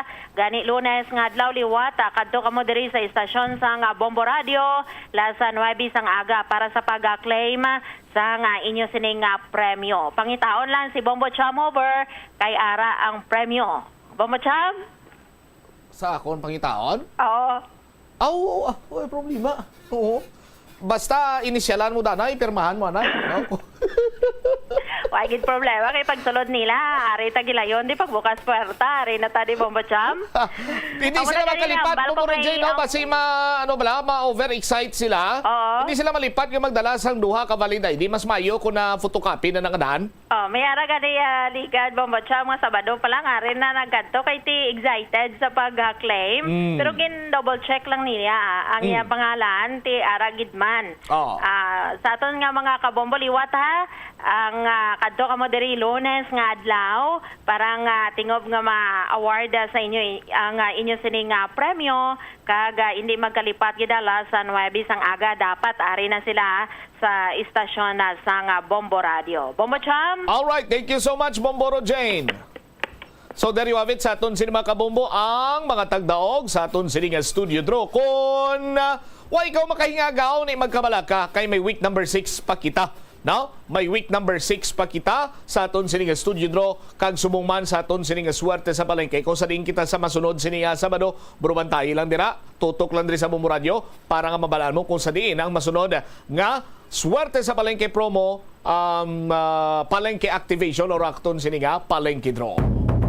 So congratulations sa tanana nga mga winners. Padayon lang kamo iya sa pagulog sa inyo sining mga entries kay ang swerte nyo ba si ara pa iya sa week number 6 no or sa week number 7. Basta ga intra ka kag damo imo siniyang entries ginahulog, may tsansa ka na nga magdaog. Pero kung way ka naga-intra ti din man nga yes nga madaog ka man, kay balan mo sa promo iya sa Bombo Radio wala sang hokus-pokus. Tanan sini nga mga winner diri matutuon iya nga nagapasakop. Amo na nga kung gusto mo magdaog, pasakop ka gid iya. Why taniya siling iya nga nakita ta na lang naglabay. Sino nga na mo gani? Mambag kami nga si Sir. Ako si Ninito Tarugtog. O lakat yan ay blablo. Perma ka diyo kay lawagong katuna mga winner kron. O, why niya sa nga muna? Why man niya sa Bombo diya nga winner kagali ma'am sa mo ni ma'am. Ati, congratulations. Gen, dulat-dulaton mo lang text na mo na kung saan mo imo kwaon niya nga premyo. Why na diya? O, kung sa palengke draw, paglawang ngalan mo, ara ka, present ka sa venue, may dala ka nga valid ID para nga ma-verify nga ikaw ginman inang imo ginman pangalan, ang ara sa nagabutan sini nga entry sa stasyon or sa studio draw, amo man. Para nga siguraduhay kita, kag way kita ya sa may ginapalapaw sinadring nga tawo. 23 minutos na nakaligad sa takna sining launa. Unang adlaw sang night market. Diri sa may downtown area nakatipon sang 4 katonelada sang basura. Ang General Services Office nagalaom nga madugangan pa ini sa karon kag sa Domingong adlaw. Balikan tayo ni matapos sa bilang importante nga mga panumdumoras na tournament sa Manila, naghimo pagid sang Iyari ang mga household level fire safety measures nga dapat tandaan agud makalikaw sa sunog sa balay. Hindi magbutang o kung magtipon sang flammable substance o kung chemical nga makatugas ang sunog sa kusina o kung sa sulod sang balay. Ipalayo man sa mga kabataan ang pospro kag lighters. Patya ang kalayo kag baga matapos ang pagluto sa kusina. Siguraduhon nga wala nagasungaw kag pirmi limpyuhan ang mga kerosene kag gas stoves. Tandaan, ang paglikaw sa sunog sa sulod sa balay, responsibilidad sang bilog nga pamilya. Paano bala mahibaloan ang isa ka impormasyon nga nagapatalang? O kung sala? Una, i-check gid ang source kung sa diin inihalin. Kung ang impormasyon halin sa reputable news outlet, makit-an ini sa ilang website. Ikaduha, i-check ang petsa sang gin-publish ang impormasyon ukon ng article. Ikatatlo, i-check ang detalye sang impormasyon. Basta hagid ang bugos nga istorya bangod posible nga ang detalye ang malayo katama sa nakabutang sa headlines. Mag-fact check. Kon kaisa, bangod sa imo nga kaakig, stress kag disappointment sa kabuhi, nagadesisyon kamo nga wala ninyo ginapalibugan kag ginapadalman. Gani likawi nga maghimo sang desisyon kon ikaw ang akig. Hatagi sang oras ang imo nga kaugalingon, bangod ang imo nga first idea ang hindi mo man kon kaisa makabig nga best idea. Makabulig man nga magpangayo sang perspektibo sa ibang nga tawo, ilabi na kon siya ang nagapangatubang man sang kaangay nga sitwasyon sa ilang nga kabuhi. Kon ang desisyon nga imo ginhimo ang wala nangin madalagon, hindi napagbasulon ang kaugalingon. Ang pinakaunang international bank sa luwasang Manila ginbuksan sa Iloilo sadtong 1883. Iniamo ang Hong Kong and Shanghai Banking Corporation o kun HSBC. Tuig 1875 sang una nagbukas ang branch sa bangko sa Binondo, Manila. Kag April 2, 1883 sang nabuksan ang una nga sangay sini sa Iloilo. Una nga nagtanyag ang bangko sa mga financial services nga nagpasanyog pa sa industriya sang kalamay sa pungsod. Kag sang ulihin nagfinance man ini sa pagtukod sa mga railways. Naghatag man ini sang ayuda sa mga negosyante nga Ilonggo nga sulod sa import kag export industry. Agud makalikaw sa food poisoning o kon paglain sang tiyan, sundo ng ining mga pahanumdom sa pagpreparar sa mga pagkaon kag ilimnon. Manghugas ang kamot kag ipabili ng katinlo antes kag pagkatapos ang paghimos. Kung nagamasakit, likawan ang pagpreparar sang pagkaon para sa iban. Siguraduhon nga naluto sang husto ang pagkaon. Kung mahimo, kauno ng pagkaon samtang mainit pa. Siguraduhon ang katinlo sang pagkaon agod ang selebrasyon mangin mas malipayon. Kagasto gid bila sa imo adlaw-adlaw kag feel mo gid pirmi ang petsa de peligro bangod nga wala na gid unod ang bulsa. Gamita ang imo bulanan nga spending habits, amo man ang imo bulanan nga take home pay agud nga makasat ikaw sang budget nga imo gid masunod. Wala man sang pulos ang istrikto katama nga budget kaangay sang indi gid pagkaon sagwa. Apisar nga naandan mo na nga naga-take out ikaw 4 ka beses kada semana. Sa malipot nga pulong, himo ka sang budget nga nagasanto man sa imo nga lifestyle kag spending habits. Dapat nga himuon mo man nga inspirasyon ang imo budget para makaangkon ikaw sang bag-o nga mga hobby, kaangay abis sang pagluto sa sulod sang balay. Ini nga pahanumdom ang ginadulong sa imo sang the #1 and most trusted radio network in the country, Bombo Radio Philippines. Basta Radio Bombo! The Farmers Bazaar, your traditional public market with the touch of Plazuela Dos, ang isa ka lugar nga gintukod sa tion kag sa kasagsagan sa COVID-19 pandemic nga may tinutuyo nga maghatag sa imo sang safe marketing experience. Subong nga ang COVID-19 hindi na gid man dako nga pamahog kag nagapakadto na kita sa next normal. Rest assured nga ang Farmers Bazaar will further evolve agud yung magpadayon sa paghatag sa inyo sing satisfying marketing experience. The Farmers Bazaar. Sa lower level, tara na pahamtang ang fish, poultry kag meat section para naman sa inyo mga kinahanglanon nga prutas, utang kag iban pa, magbisita sa upper level, pinaagi sa paggamit sa hagdanan o kon sa pagkadto direkta sa parking lot. The Farmers Bazaar, your traditional public market with the touch of Plazuela Dos. Plazuela de Iloilo Billboard of Activities for August 11 to 17, 2024. You have a date with Mr. Totong Villaruz kagangiya nga banda bagod na talana kag excited na sila nga maghatag sa inyo sang one great musical entertainment sa concert at the plaza kicking off alas 6 ng gabi sa Agosto 17, Sabado. Sa tion sa musical show, napulo ka magamatahom nga Plazuela de Iloilo Special Edition Mags kag madamo pa nga iban ang igaparafol sa mga suki sa Plazuela de Iloilo. Sa Agosto 18, Domingo, ginaagda ang tanan nga mangin kabahin sa Eucharistic celebration nga pagahiwaton sa Latolda sa among adlaw alas 11 sang aga. Sa tion sang misa, pangayoon naton sa Ginoo nga padayon niya kita nga hatagan sang kaalam kung paano malampuwasan ang mga challenges sang ginapaabot nga weather abnormality nga amo ang La Niña. Plazuela de Iloilo, we remain to be one with you in a common hope for a better community and a progressive country in 2024.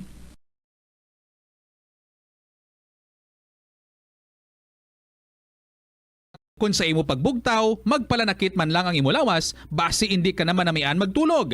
May panugyan ang pain medicine specialist nga si George Gergis. Simple lang. Una, maglikaw sa pagkaon nga nagapromote sang inflammation. Pilion mo ang madamo nga utan, prutas, whole grains kag seafood bangod ginapataas sini ang antioxidants nga nagabulig sa pag-reduce sang inflammation. Mag-exercise apang hindi man pagpatamaan. Ang movement nagalubricate sang joints gani nga makalikaw sa pain kag stiffness. Ang cyberbullying among paggamit sang offensive kag masakit nga mga tinaga online na ukon pinaagi sa text. Ang bullying ang nagatuga sa kasubok kag depresyon sa biktima. Magluwas ni, magabatyag siya sang kaakig, pagkadula sang interes sa mga butang nga iya naluyagan kung ikaw ang ginbully. Una nga tika nga imo himuon, amo nga magpangayo sang bulig sa tawo nga imo masaligan. Paano ka bala makabulig nga mauntat na ang bullying? Simple lang, don't be a bully. Hindi mag-post online nga makahatag sang sakit sa balatyagon sa isa ka tawo. Kadungan sang pagtigulang, nagataas man ang risgo sang vitamin deficiencies nga nagatuga sang physical kag emotional changes. Santo sa isa ka scientific study, ang B vitamins ang importante agod nga mag-function ang body cells nga nagabulig sa metabolism, paghimo sang bago nga blood cells, kag nagabulig sa pag-maintain sang healthy skin cells, brain cells, kag body tissues. Magluwas sa supplements, lakip sa mga pagkaon nga bastante sa vitamins sa ang karne, whole grains, prutas, gatas, cheese kag mga ulutanon. Mga kabombo nga motorista, yari ang mga pamaagi agud makatipid ka sa gatong. Ipasiguro nga yara permi sa maayong nga kondisyon ang imo salakyan. Check yara ang imo nga goma kag siguraduha nga yara sa husto nga tire pressure. Likawan nga naka-idle ang makina sang imo salakyan bangod nagakonsumo ini sang gatong. Buksi ang bintana sang imo salakyan kag magamit lamang sang aircon kung kinahanglan. Kag pagkamaayuha nga mag-commute na lang o kung maglakat-lakat kung malapit man lang ang imo kadtuan. Likawan ang aggressive driving kag padalagan ang imo salakyan sa husto lamang nga kadasigon. Paano ipabilin nga matinlo ang ginakaon nga mga prutas kag utan? Dapat nga regular ang paghugas ng kamot nga may habon sa sulod sang 20 segundos bag-o kag pagkatapos mag-uyat sang anuman nga butang. Hugasan sa maayo mga prutas kag utan gamit ang tubig bago ini kaunon o kun isimpon sa ginaluto nga pagkaon. Likawan nga maggamit sang habon o kun bleach o kun anuman nga kemikal sa paghugas sa mga ini. Lutuon sa maayo ang mga utan agod mapatay ang mga mikrobyo nga nagatapik diri. Kung ikaw may ubo o kung sipon, mas maayo nga itugyan na lang sa iban nga miyembro sang pamilya ang paghanda sang pagkaon agud malikawan ang cross-contamination. Ini nga pahanumdom ang ginadulong sa imo sang the #1 and most trusted radio network in the country, Bombo Radio Philippines. Basta Radio! Bombo! Bombo Radio Iloilo, Philippine Standard Time, 32 minutos na nakaligad sa takna sining launa. Balik na diri sa pagpangalagad sa Bombo Hanay sa udto sa DYFM Bombo Radio Iloilo. Standby sa kay Bombo Angel Tan. 4 katonelada na tipon nga basura sa General Services Office sa ginpatigayon sining unang gabi sa night market diri sa may downtown city proper area. No, sa aton sining mga kabombo kag nagalaom pa nga mas madugangan pa ini kay may duha pa kadlaw mo, no? Ang closure or ang night market is from August 16 to 18. I-check tabi si Bombo Angel Tangel sa report. Please come in. Naglabot diri Bombo Cham sa 4 katonelada nga basura ang natipon sa General Services Office subong gid lamang adlaw sa matapos sa bigin patigayon ng unang gabi sang Calle Real Street Night Market. Sa interview diri sa Bombo Radio kay Engineer Neil Ravena, ang head sa nasambit nga opisina, iyang pahayag before 6 a.m. kay Bombo Cham alas 12 ni sa gabi nagatapos ang night market or natapos ang night market. After sina, kaagahon mga 3 to 4 a.m. nagsugod na paninlo ang mga personnel sa nasambit ng opisina. Pagti by 6 a.m. natapos nila paninlo Bombo Cham ang halin sa may JM Basa dira nga area ayon pakadto sa may Peralta Street nga ti amo nang sakop sang closure order kag ti dira napahamtang ang madamo nga mga food stalls kag mga souvenir areas para sa ginapatigayon nga night market. Kag ti siya tutong hambal mo Bombo Cham nga nagsugod ini siya August 16, may schedule pagid ini siya subong adlaw August 17 kag August 18, kag by next week August 23 naman, 24 and 25 by every weekend ini siya, kag 2 consecutive weekends ang patigayunon ining Calle Real night market, kag gina-expectar man sunod diri ki Engineer Ravenna nga by Sunday mas madamo ang mga pumuluyo nga magakadto sa night market, bangod man Sunday is family day kuno Bombot Siam, rason nga ti by Monday or kaagahon sang Monday dudra agid nga i-monitor man sang opisina ni Engineer Ravenna ang kadamuon sang basura, kay on that day man Bombot Siam nakatalana man kakson sang opisina ni Engineer Ravenna ining mga tents nga ni.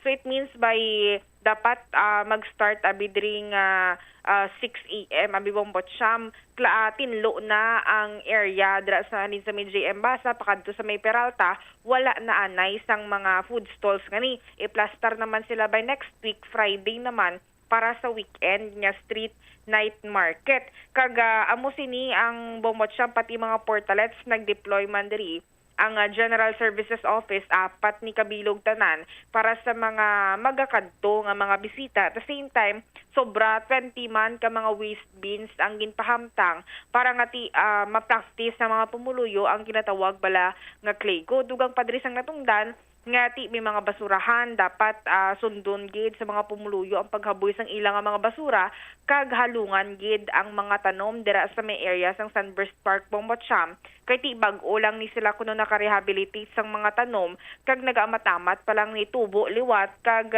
sa gihapon i-monitor nila ang mga basura nga matipon sa bahin sang General Services Office. So matiyanta bala ang kabahin diri sa pagpahayag ni Engineer Neil Ravenna sa aton interview.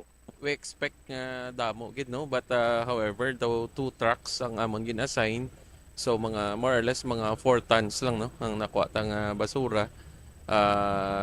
Considering nga kagabi daw medyo damo gid man no ang nagkaladto sa aton nga night market, and we are happy to say nga as of 6 a.m. nahimos na naton kag na-collect na naton tanan nga garbage na na-produce ang night market nato. Siguro madamo naman kay ang stretch sang JM Basa, hindi man na muna ka no. Siguro mga half malang sa JM Basa. So let us see no sa Sunday nga event, kay ang Sunday siguro mas damo ang taho.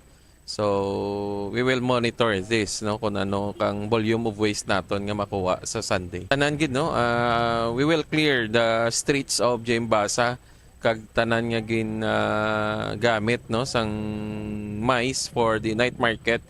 We will be in charge of the clearing operation. Yes, the same setup no sa during dinagyang nga pagka Monday, all clear no ang aton streets, and free na siya from obstruction, free na from garbage and all obstructions sa aton streets, so that nga sa Monday magbalik sa office ang mga constituents naton okay na gid ang aton streets. Yes, complete no. May mga gin-deploy kita nga portalets.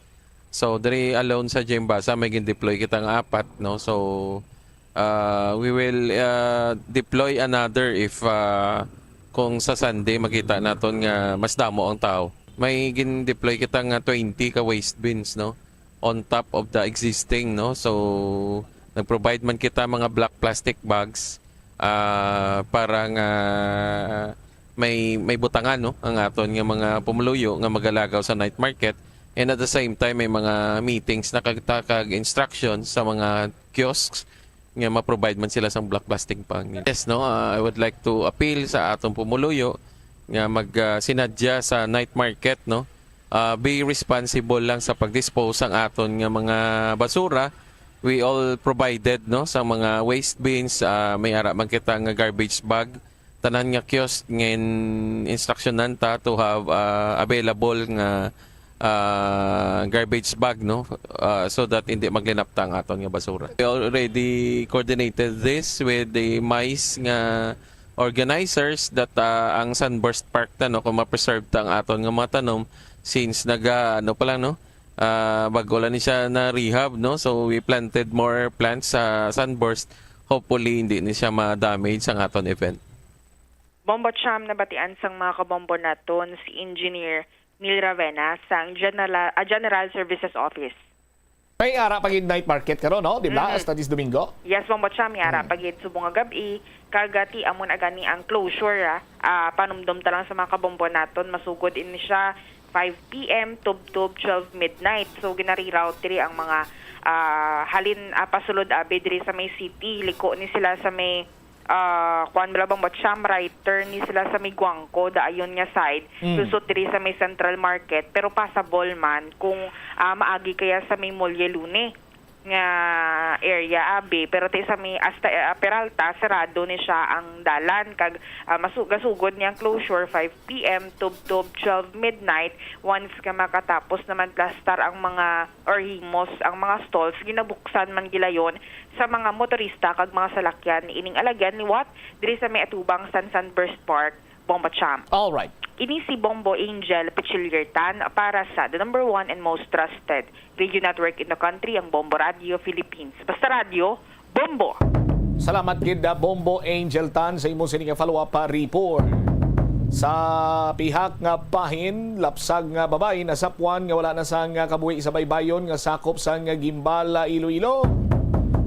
Di makaluluoy man ang plastada karon, lakip na si Andre Banwa, dugang nga mga balita karon, i-check naton kupod man sa kay Bombo Jomar Villa sa aton sini nga pagpangalagan ang uton PNP diri pasakaan sang kaso nga homicide. Ang pulis nga nakatiro patay sa isa ka individual sa Banwa sang uton. Bangod nga nakita pa nga nag-attempt ang biktima nga tiruhon man ang nasambit sini nga pulis. Ino kasubong kuno iyang self-defense ini. Kag hindi man lipod sa ibalosang duwa sini mag-abyanay man islagle. Balik-balikan tada karon sa aton sini nga pagpangalagan, check tanay si Bombo Lindsay Buddy Lane sa report. Please come in. Nasa Puan, Bombo Cham, nga wala na sang kabuhi ang lapsag nga babayi nga yara sa baybayon nga sakop sang Gimbal, Iloilo. Ginpakigangutan naton dari ang punong barangay sang Baras, Gimbal nga si Kapitan Glenda Himal kag iya dari nga ginpahayag, Bombo Cham, nga mismo no ang mga manugpangisda amo ang nakakita sa sining baby girl na nagalutaw-lutaw sa lawod, Bombo Cham. Wala inisang panapton ang ining lapsag kag tiiyara na sa state of decomposition nga posible suno sa punong barangay duha o kon tatlo nag-adlaw ini nga tiiyara sa tubig dagat. Pahayag pa diri sa matungdan, yara pagani ko na, Bombo Cham, ang umbilical cord sang sining lapsag waay pa mautod, so posible nga tibag-o lang gin bunag ang ining lapsag, Bombo Cham. Kag sa subong ginaimbestigaranan ni sang kapulisan kag sang Department of Social Welfare and Development ang ining natabo sa bata, Bombo Cham. Kay di kun sa bahay niya ni punong barangay Glenda Himal, wala iya sa ila no sa ilang barangay abi, wala iya sa motong ation nga nagabusong. Kay posible nga basta malayo ni sa yang area ang ining bata bala naghalin tapos ginanod lang abi no pakadto sa may baybayon sang Banwa sang Gimbal, Bombo Cham. Yari bala at ton pamatingan na nanging pahayag ni punong barangay Glenda Himal. Good, ma'am. Nakita ta sa lawod gid rayo. Kasi nakita ka nga man nga mga akang fisherman, tapos yung dararidya sa baras lang. O, diin na butang ang lapsag, ma'am? Ora, nagalutaw lang siya sa tubig. Patay. Nagakulob. Patay na, ma'am? Oo, patay na siya nga. Subong ganiin namon sa butang sa sako, butang sa plastic na baho na sa. Siguro mga 2 to 3 days. Siguro dya. Ma'am? Sila sa bula ni ma'am? Hindi ko lang ma-estimate na sulod siya sa sako. Sulod siya, tapos ay na siya ginbuksan. Siguro mga hambal nila, mga 6 months. Oo, dako nagaligawa, ma'am. Layo siya, mga buya, lapit na, basta layo ang ng bata. Lawod, dito tama. Oo, diin nga sakop sang lawod na maman sa resort. Gimbal, gid siya. Okay, baby boy, ma'am, baby girl. Babae, no? Rami? Babae siya, ma'am. Oo. Why man abi, ma'am, sang may reported dira nga nadulaan sang bata or diri wa agi kami si record diri nga nagang nga nadula yung bata or sa mo labi nga nagabusong daw ay kami may na ano nga Oo. layo siguro ang balsang layo siguro ginhalinan niya. Ang plano na lang ma'am sa bata, sa baby? Ari pasubong ang DSWD and then ang police station, ang police na ari siya subong. So ginahulatan nila ang head sang DSWD pero na secure na namo nabutang na sang sa karton sa plastic. Oo, pero wala gid sang may nagkadto da ma'am no nga sa baby. Waay gid siya waay. Pero ano ni ma'am ang suksok sang bata, ma'am? May bayo pa siya? Wala gid as in naked. Tapos may mga pusod pa sa amin. Ay, may pusod pa. Ahay. Mga pusod pa.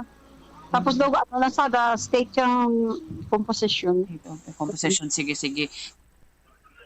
Nabatian, Bombo Cham, si Punong Barangay Glenda Himal sa Barangay Baras, Gimbal, Iloilo. So wala pa gino or may nagkadto abi sa kapulisan, wala man kami nagpadulong dito abi nga Iloy or di gani sa DSWD pero di kina-check pa day padayon pang investigation if ever gid man no kun tikin hungod bala nga nga ginhulog or gipatayang ining bata, Bombo Cham. O kon base na ginbawian sa kabuhi kagway lang properly ma-dispose bala Bombo Lens gali kiti kun amo na hindi man na iya sapat mo nga yaboy mo lang iya isulod mo sako kag yaboy sa dagat tagaan man nila sang formal sini nga paglubong. Amo gani Bombo Cham kay ti ara pagani ang diri puso or ang umbilical cord sa bata way pa ya mautod, Bombo Cham. All right. Ini si Bombo Ermitanyo Bade para sa the number one and most trusted radio network in the country, ang Bombo Radio Philippines, Basta Radio. Bombo! Salamat kid da Bombo Lindsay Bade ka subo man nga balita mo sini Banwa no nga may mga kasubong sini nga ginikanan nga ila sini nga magwantahan or ila sini iya matulon ang kasubong sini nga buluhaton ang pagpatay sa inosente sini ang anghel. Diyos por santo, kabay pa nga patawaron kamo sa Ginoo sa inyo sining mga ginpang buhat. Kung madumduman sa mga kabombo naton, sang nagligad sining may nadlaw, nakabaton kita sa information direktamente sa may Calgary, Canada, sa aton sining mga kilala dito. Kag nakashare sila sa information, ngati, why nakuno dito si Mayor Jed Patrick Mabilog. Tapos naguluwa na yon ng ining mga information nga madayon ang JJE dugangan pa nga nalakip sa pangalan, nalakip sa mga social media post si City Councilor Eli Istante pero tingin turn down man to dayon nga impormasyon ni City Councilor Istante kagapon to sa Quad Committee to gin panindugan man to ni Lone District Representative Jambaronda nga dapat klaruhon sa aton sini kapulisan, sa aton sini otoridad, the Philippine Drug Enforcement Agency ang pangalan ni Mayor Jed Patrick Mabilog kay akusar way man sang kaso nga gin-file sa iya kagin pangayuan sang top 50 list sa aton sini nga mga tagpalamati. Subong gid lamang adlaw na patod naton nga A1 adtong information naton nga baton. No? Why gid man si Mayor Jerry Treñas si former Mayor Jed Patrick Mabilog sa Canada dito sa Calgary, why siya to? No? Kag kung madumduman yung pagani naghambal si Lone District Congresswoman Jambaronda sa kay kung gusto nyo pwede ta ni hambalan or pwede ta maistorya si former Mayor Jed nga kung pwede makapauli di siya agud nga mag hatagan sang kaygayunan nga maplastar yaman ang iya sini nga bahin kag maklear ang iya sini nga pangalan. Tino gagwa si di karon riya bumbong mendo na kay nangot-angot na iya ang mga istorya karon. Why siya sa Calgary? May mga ginapang mention siya nga mga suportaran niya o kung ano na sa mga Facebook yang mga kandidato. No? Tapos si Lone District Congresswoman Jambaronda nagatingwa nga maklaro ang ngalan ni former City Mayor Jed kag ang pangalan sa syudad sa Iloilo madula na tong mansa nga ginbansagan kita nga mo siya bulay sa city kag kung gusto kuno sang committee di pwede siya makabulig nga papulion diri si former City Mayor Jed Patrick Mabilog. Dito tanan-tanan sini Bumbo Umel do riles bla tren na lang kulang. Tinapatod naton nga waigin man sa Calgary, Canada si Mayor Jed kag si Mrs. Marivic Mabilog. Ari ang ila sini nga litrato. Kaya nagapamatod nga wala sila sa Calgary, Canada. Kag sila ang naglantaw pa sang concert. Sino ba yung concert di subong sa Pilipinas? Pero ang naga-concert, hindi mambal naton. May dugo ka Pinoy! May dugo ka Pinoy ang naga-concert! Sus Maria Kagusip po. May dugo nga Pinoy ang naga-concert. Kag ang purma niya, do muamo man sa ginmensyon niya to sa ulihim la. Nga po, muamo man ang purma niya kay Kagawan Ile. Ang kalo, inam lang do, ano na ya, kung sa ano pa bla, do, tatak ELY, no, nga kalo. Sa latest nga social media post ni former City Mayor Jed Patrick Mabilog, ang iya sini nga hambala mo sini, ang iya nga ginpang butang dira, ang iya sini nga caption. Basahon naton. Excuse us lang anay, ha? You can stop the truth to clear whatever needs to be cleared. Do may silingon na. Excuse lang anay, ha? You can stop the truth to clear whatever needs to be cleared. Diba si kung ginatumo dyan nga truth kag to clear whatever needs to be cleared. Basiya mo na itong hearing kagapon sa Quad Committee.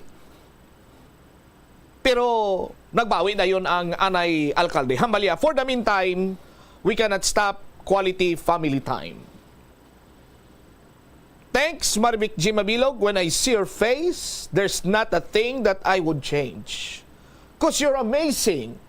Just the way you are. Just the way you are. Kasi yung kanta na, Bumbo Umel. Iyan Bruno. Kay Bruno. Kay Bruno Mars si kanta. Sangin sikyar naton kung sa diin subong ang latest nga concert ni Bruno Mars nga may dugo nga Pinoy. Abi ko ganyan ay kung dralas ka tilingban mulo. Hindi. Ang concert kagabi gali ni Bruno Mars, hindi man sa Santa Pilumina. Hindi man sa Tapok, hindi na, no? Why man rin sa Plaza La Paz, why man sa Plaza Libertad, why man rin sa Sunburst, no? Ang tour, no? US tour ni Bruno Mars sa aton sining mga kabumbo, kabalo kumukong din, kang kagabi kung diin siya. Dito siya sa Inglewood. No? Inglewood, tupad ni sa ni Victor Wood. Hindi. Inglewood, California. No? Ara siya sa Inglewood, California. But silingon, sakto ang aton sininga information nga indeed si former Mayor Jed Patrick Mabilog kag Mrs. Marivic Mabilog wala iya sa Calgary, Canada. Kay ara sila sa Estados Unidos. Lantaw sila kagabi sang concert ni Bruno Mars dito iya sa may Inglewood, California. Sa Inglewood ni ara na mga tropa ni Dr. Dre. Kilala niyo si Dr. Dre? Kung why ka mo kakilala storyahan ta ka mo, galing kay 5 minutes lang bilhin sa buko. Anyway, din pa matudan ta lang Bumumel nga piho aton nga source. Nga why nagid man sa Calgary si Mayor kag si Mrs. Marivic mabilog kunti ara sila sa Estados Unidos lantaw sila gabi ka concert ni Bruno Mars. Rasa Bombo Radio Iloilo, Philippine Standard Time, 54 minutos na nakaligad sa takna nga launa kaso nga homicide ipasaka batok sa pulis nga nakatiro sa iya siningabyan dira iya sa Banwa sang Uton Iloilo na luthangan ini sang pulis. Ang iya man lang siningabyan kay man ginagad siya kuno nga mag-inom. No? Nag-shot kay may assignment ni si Sarinto. May assignment to siya nga may monitor kung sa muna nga lugar. Nagkanto to siya, nakita niya iya siningabyan, hinagad siya mainom, masyat-syat, nagbakal 4 ka botilya nga beer. No? Naubos ang 3 sang iya siningamigo, iyaya isa lang, dito nagagno nag-init ang istoryanay, nagsabtanay. Dohana kuno nga maghakyaw to sa bag sang iya siningamigo. Ginunahan niya nagabot kag ginalutang, tingin-bawian gin sang kabuhi. Bombo Jomar, sa report, please come in.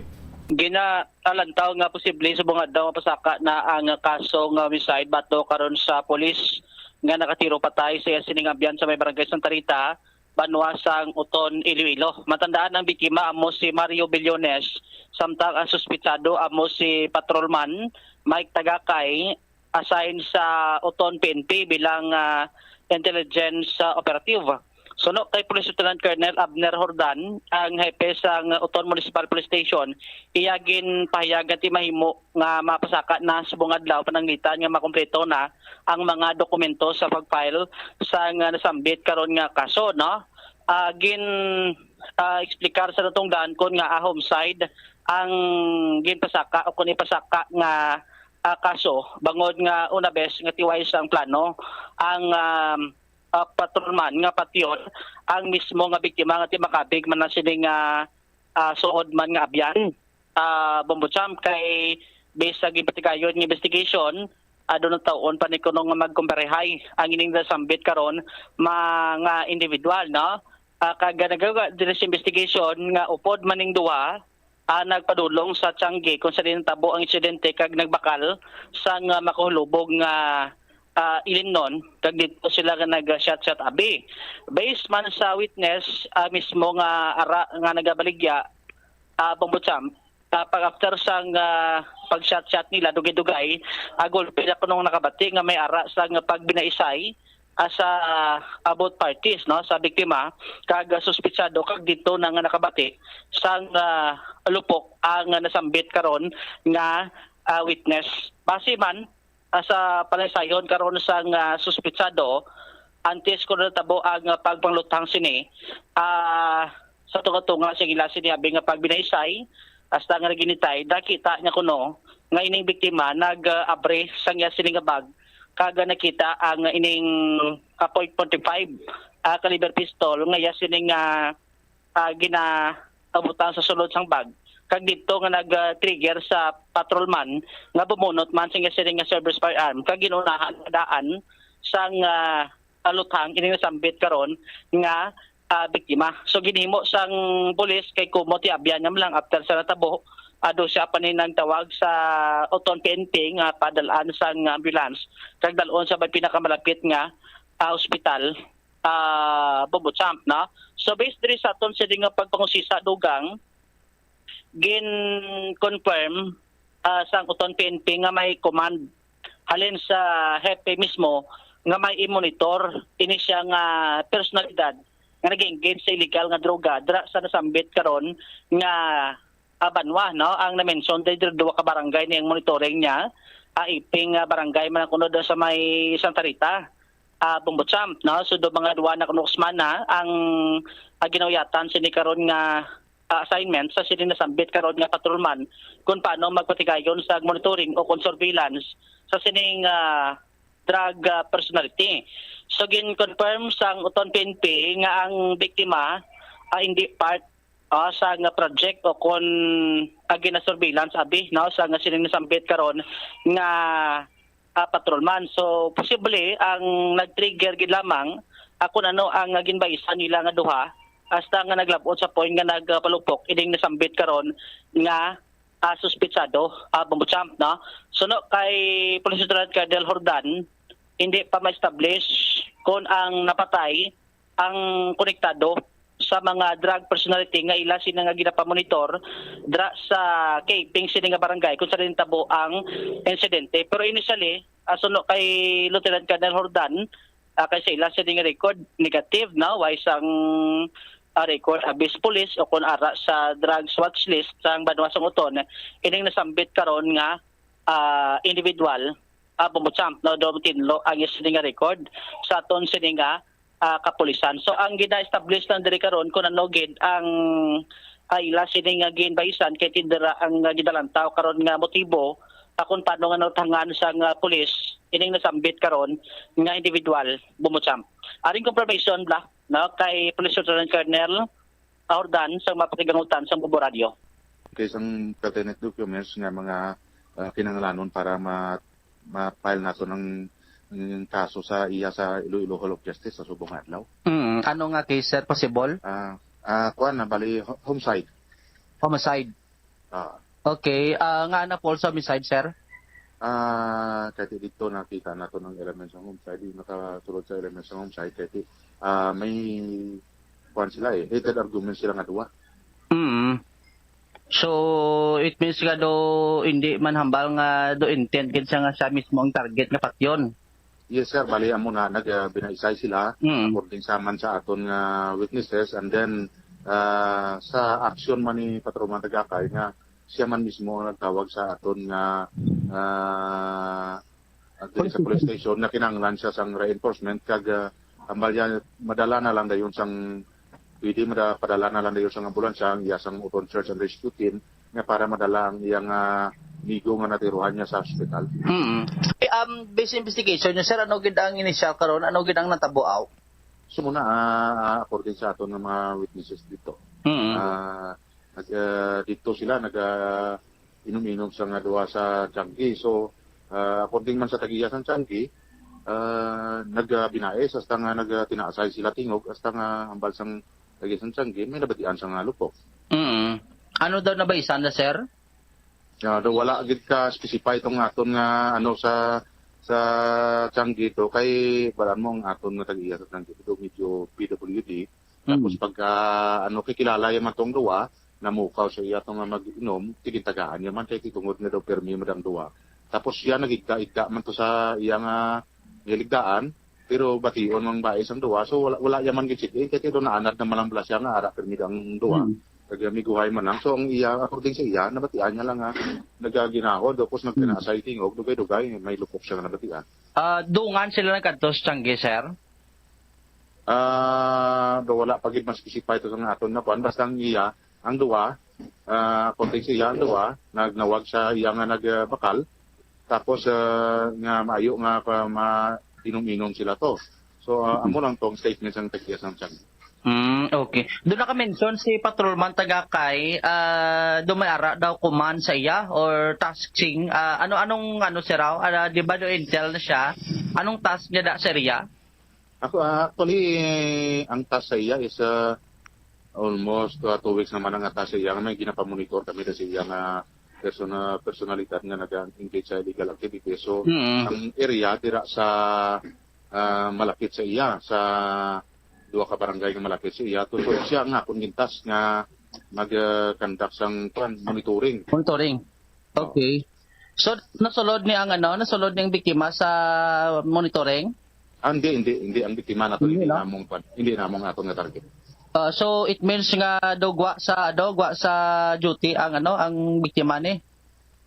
Oo, wala hindi siya nga ato nga target. Ay, pero basi ko sir, may kilala sa nga target nyo nga blood o connected sa iyan, di man? Ang biktima nato. Ang biktima? Hindi lang ko ka-conclude nga kilalahay sila o close na sa aton nga target kasi hindi man aton na manigan kay sa aton nga mga banwa bisan sa mga piyak ng barangay kung kaisa kilalahay pang mga tao mo. Pero pero sa aton nga monitoring daw hindi sa connected nga bal nga sa illegal activity sa aton nga biktima. Man sa aton nga biktima, according man sa aton isa ka witness is may armas man ang victim naton. So, pag-abot natin to, may sling bag sa may armas sa sling bag, nakabukas ang nga sling bag. So, according man sa aton nga witness, pagsulod nga nag-responde sa nga tawag siya nga may lupok, nagsikida, nagkatlo siya kay barangay official man ang aton nga isa ka kuan. Joms? Si Police Lieutenant Colonel Abner Hordan Hepes ang uton PNP Bumbucham. Ti ang luyag ta ni mabalaan kung anong gimbayisan to nila nga naglabot sa punto nga daw nagginabutay sila kagati. Amo nay natiruan patay gido ang biktima, Bombo Jomar. Amo gani ang paglantaw naton kay lapit ang buot sang patrolman sa Hepe mo ti laban-laban siguro may diya naman sa Hepe o galing ti gana mention nga way pa daw sang klaro kay di pa establish ako nanong ila sining ginataysan kay ginalantaw naton dere kung ano ang kalayoon na kay dolimitado abing information na din sa suspitsado kung anong kalayoon niya sa biktima na kay ti siyempre kung lapit so pwede yan madisaramahan bumusambi kay ti pulisya mo dala naman na gross training nila kung paano mag-disarma karon ti galing ang pamangkot dere kay dodowa kuno sila ang under sa influence of liquor kay based sa pagpungsisa naton pag-abot ng tungod ado nakatulutughong na sila nga duha basi man ti tuga man sa sobra nga kulugbon mo nga tinag-design na ning pulis nga inunahan niya mga daan sa nga lutang inisambit karon nga biktima Bumbucham. All right. Ini si Bombo Jomar Villa para sa number 1 most trusted radio network in the country, Bombo Radio Philippines. Sa radio, Bombo! Salamat gid Bombo Jomar Villa nagapati kita nga madalom ni ang madalom ni ang rason. No kag hindi lang ni basta-basta ang rason kay kung mag-abyanay ka mo bisan ano mo kahubog makabro ba isay ka mo kag do taphaw man lang tupikor way man lang sinisang butsilingon gid lang nga nagadulot gid. Hindi man guro maglabot sa puntong tinirway. Sa aton sini matag palamati. Standby na kamo sa kapon lamang programa kaupod sa kay Tita Regine. Ini mo alaga ni Mong Corman, Bombo Cham, Blanco Over, gabilin sa imo sa manayang hapon. May God bless us all. Para sa the number 1 most trusted radio network kinakantri ang Bombo Radio Philippines, Basta Radio, Bombo! Oras, 7 minutos na kaligad sa taknang alas 2. The Farmers Bazaar, your traditional public market with the touch of Plazuela Dos, ang isa ka lugar nga gintukod sa tion kag sa kasagsagan sa COVID-19 pandemic nga may tinutuyo nga maghatag sa imo sang safe marketing experience. Subong nga ang COVID-19 hindi na gid man dako nga pamahog kag nagapakadto na kita sa next normal. Rest assured nga ang Farmers Bazaar will further evolve agud nga magpadayon sa paghatag sa inyo sing satisfying marketing experience. The Farmers Bazaar sa lower level tara na pahamtang ang fish, poultry kag meat section para naman sa inyo mga kinahanglanon nga prutas, utan kag iban pa, magbisita sa upper level pinaagi sa paggamit sa hagdanan o kon sa pagkadto direkta sa parking lot. The Farmers Bazaar, your traditional public market with a touch of Plazuela Dos. Plazuela de Iloilo Billboard of Activities for August 11 to 17, 2024. You have a date with Mr. Totong Villaruz kagangiya nga banda bagod na talana kag excited na sila nga maghatag sa inyo sang one great musical entertainment sa concert at the plaza kicking off alas 6 ang gabi sa Agosto 17, Sabado. Sa tion sa musical show, napulo ka magamatahom nga Plazuela de Iloilo Special Edition Mags kag madamo pa nga iban ang igaparafol sa mga suki sa Plazuela de Iloilo. Sa Agosto 18, Domingo, ginaagda ang tanan nga mangin kabahin sa Eucharistic celebration nga pagahiwaton sa Latolda sa among adlaw alas 11 sang aga. Sa tion sang misa, pangayoon naton sa Ginoo nga padayon niya kita nga hatagan sang kaalam kung paano malampuwasan ang mga challenges sang ginapaabot nga weather abnormality nga amo ang La Nina. Plazuela de Iloilo, we remain to be one with you in a common hope for a better community and a progressive country in 2024.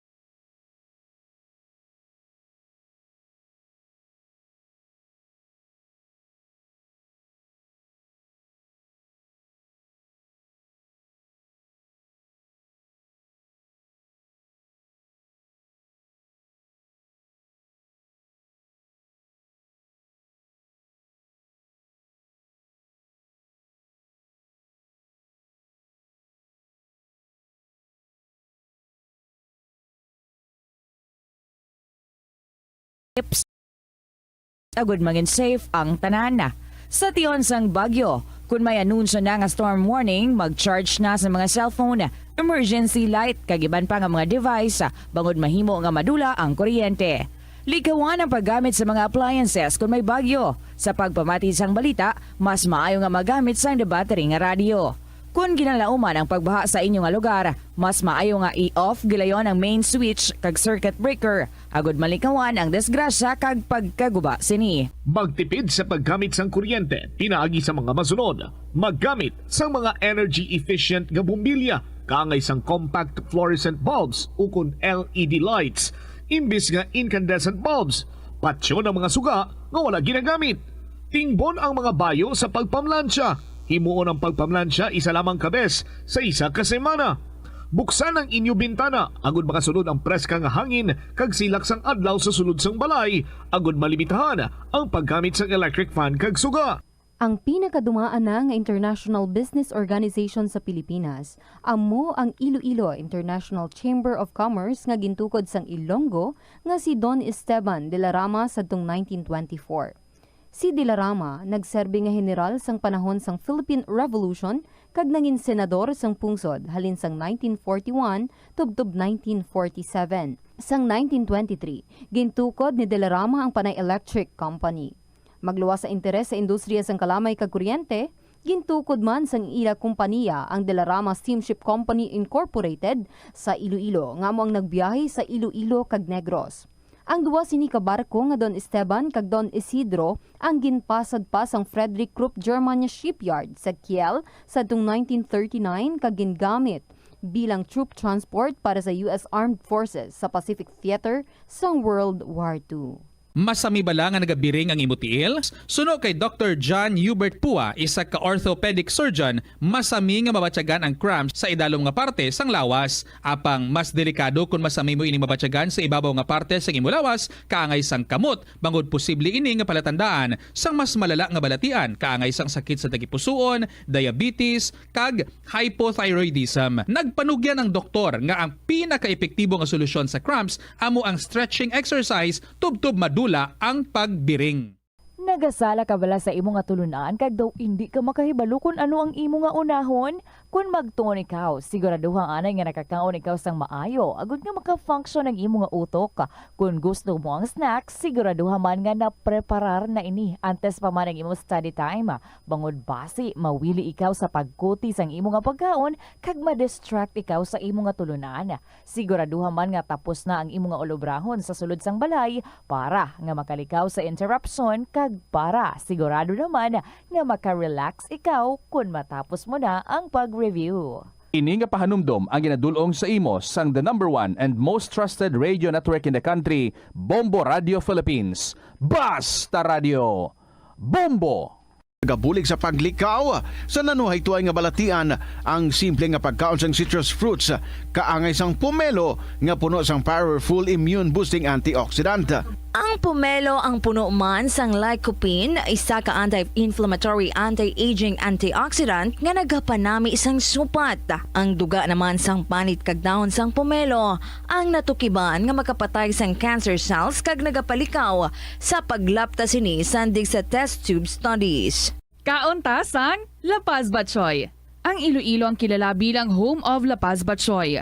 Mahimo kagid nga maglibot sa Iloilo, mag-food trip, kag ikaw mismo ang maghusgar kung ano ka namit ang La Paz Batchoy. Pwede mo gid ma-enjoy ang La Paz Batchoy nga may pandesal kag puto. Butangi man sang gamay nga paminta kag patis ang sabaw.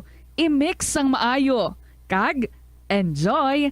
Kung kulang pa kag wala pa nabusog, pwede gid nga magpadugang sang sabaw. Sa kasakuon sa mga ginikanan subong, tumalagsahon na lang kamo nagaupod bisan magkaon. Apang bisan anuman kun tani nga kasakuon sang miyembro sang pamilya, hatagi gid sang oras nga kamo makaupdanay sa kalan-an o kon makalagaw kun wala sang trabaho. Kung nagaplano sa Ito ang Bombo Radio Philippines. Fully digitalized. Numero 1 sa balita, komentaryo, drama at serbisyo publiko. Bombo Radio Philippines. Bombo Radio Philippines. Ang inyong #1 at most trusted radio network in the country. Basta Radio Bombo! Yes, good afternoon good sa inyo mga kabombo. We are yellowing.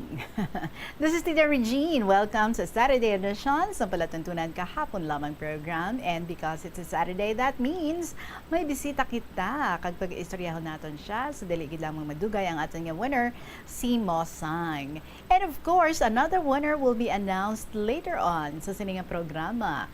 Magabaton man sa 1,000 ka pesos nga premyo, that's in cash, ha? Ang himuon lang, very simple sa mga liyagman nga sila man ang ma-interview naton diri, sila man ang mga bisita naton, is first and foremost, dapat may i-share ka mo nga story. So sa inyo nga pag dihon dira sa inyo nga mga istorya, find time para nga daw concentrated yun ka mo. And then, hindi ka mo mabudlayan, no? It's so easy to start writing your story. I-recall lang kung ano ang mga naagyan ninyo, and then, write it as if gina-istorya nyo lang sa kay Tita Regine. That's how simple it is. Well, anyway, this afternoon, mga kabombo, interview kita sa kay Mosang, ang aton nga winner.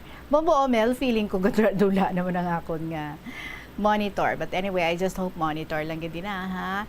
Sige, mga kabombo, I hope okay gid ka mo dira. Ari na ang aton nga song para sa inyo gali nga mga istorya, ha. Email nyo lang sa bombo_iloilo@bomboradio.info or isulaton sa gihapon and ipadala gilayon sa kahapon lamang program DYFM Bombo Radio Iloilo, Sky City Tower, Maple Street, Iloilo City. Ari na ato ang bahanon para sa inyo tanan from Ernie John Clores and Glenn Bawa. Sabi ko naman sa iyo, mayong hapon. Heto na ang araw natin, ang araw na di dapat palampasin, at sa ilang sandali bawat agam-agam mo ay mapapawi. Heto na ang araw natin na ihahayag ang ating mga damdamin, at sa harap ng dambana sana ay iwan mo na lahat ng duda. Sabi ko naman sa'yo, walang ibang kaya mo na magmamahal sa'yo ng totoo. Sabi ko naman sa'yo, wala na ang lahat, mananatili ang pag-ibig kong ito. Hindi ka iiwan at hindi ka bibitawan. Sabi ko naman sa'yo, pag-ibig ko'y totoo. Kapag sinabi ko, paniwalaan mo, paniwalaan mo. Nagtataka ka siguro kung bakit ako ay sadyang porsigido. Makapito mo na akong tinanggihan, di kita sinukuan.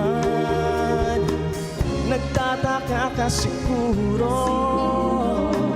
kung bakit ako ganito kaseryoso.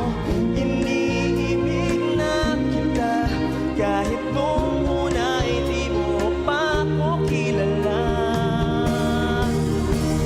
At sabi ko naman sa'yo, ang ibang kaya ko na magmamahal sa'yo ng totoo. Sabi ko naman sa'yo, mawala na lahat, mananatili ang pag-ibig ko ito. Hindi ka iiwan at hindi ka bibitawan. Sabi ko naman sa'yo, pag-ibig ko'y totoo. Kapag sinabi ko, kapag may luwa'y papahirin, pagkukulang hindi bibilangin. Kapag sinabi ko ay gagawin ko, pagkat mahal kita.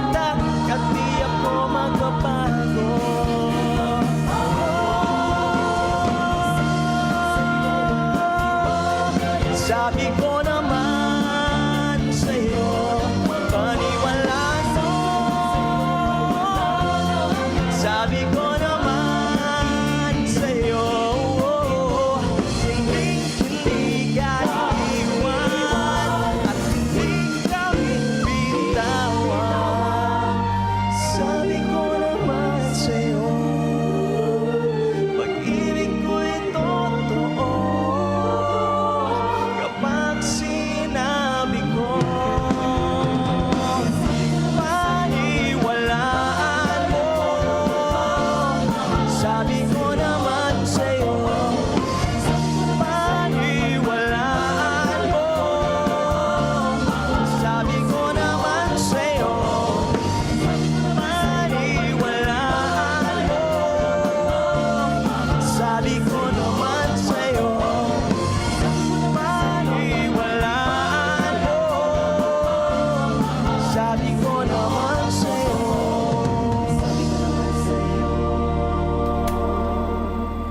Sabi ko naman sa iyo by Ernie John Cloras and Glenn Bawa. Bawa siguro amo gini nga mga linya, no? Ang oftentimes nga ginahambal before sang aton diri nga winners sa iya nga utod, hambal ko na gid sa imo, di ba? Wala kung may mga kung kaisa may iban nga medyo nagapuro pasaway, di ba? Ginahambal ginato ni nga linya. But anyway, oras naton, it is now 24 minutes after 2 o'clock. Again, this is Tita Regine. Welcome sa Kahapon Lamang program. And I also would like to welcome ang aton diri nga bisita, ang aton nga winner, si Mosang. Good afternoon gid sa imo, Mosang. Nga po, Tita Regine. Kumusta ka man? Okay lang. Walang imong istorya is party sa imo nga utod, correct? Oo. Ano ka mo sini ka-close sa isa kag isa? Mahirap naman kami mga utod. Aha. So, pilang iya edad? Sang mabalo siya? 24. Bata pa, no? Pila ka bilog iya bata? 3. Sige. Nga ang ginbili niya sa imo, ang iya nga mga bata. Naglakat sa Manila, ang mga trabaho, mga obra. Pila edad niya? Or pila edad sa mga bata? Sa ginbili niya sa inyo, sa imo nga bana? Eskwela sila sa mga grade 1. Tag ang kaduha, daycare pa. Kag ang kuan gamay pa daw pila pa lang katuig. Okay. 5 kung 4 lang padumdum galing. Sa pangamon ng edad. Okay. So, bali naglakad siya sa Manila, kaya ang hambal niya, mangita siya trabaho para makapadala siya kwarta sa mga bata niya. Kamusta ang husband mo? May mga kabataan man ka mga inyo? One inom legal gid. So, that's why okay lang sa inyo, aging take inyo, ang 3 ka mga kabataan Okay niya. lang. Okay. So, saan ato na siya sa Manila? Tinagapadala man siya kwarta para sa mga bata niya? Sang primero, kapadala gid man siya. Padala siya, oo. Na-sustain niya ini? Okay man. Okay na ang kabataan, ang mapadalaan niya. Pero nagsigi-sige man ang iyang pagpadala? Sang ulihi, do laka na lang. Like, ano kalaka? Isa to 3 ka bulan. Isa na para ko namang hambalan ko man siya nga abi. Kung masakit ang kabataan, kapadala siya. Masaya mo na, kung bakal bulong mo na. Oo. Tiga padalaman? Padala siya eh. Aha. So, sino ning nagpa-eskwela sa iya mga bata? Kami man mag-asawa. Kamo ang nagagasto or siya man? Kung dala na sa iya nga ginapadala man sa iya kay okay lang man nga gastuhan na mo kay elementary pa man lang mo. Di pagigawa magasto, no? I see. So, may isa ka mo iya kabata sa imo nga bana. Kumusta man ang inyong pag-abuhi sa imo nga bana? Okay naman, wala maging problema sa gawa kay sa todo nami pa man ang paginawi namo sa pangabuhi kay daw manami man ang produkto sa uma mo. Kaya mo na daw okay lang man. Okay, so daw bastante? Bastante, oo. Hindi problema ang sa pagkaon? Hindi man kay nami ang patubason sa una nga panahon bla. Aha. So, mga kabataan niya, okay man, mga butanan man? Kaya nga talent sa pangabuhi daw namin na siya mag-ano bla. Daw may maturity na. Oo. Okay. So, bali nagdugay ito sa Manila, ni mga utod? Daw, tuigan man. Natuigan siya. Oo.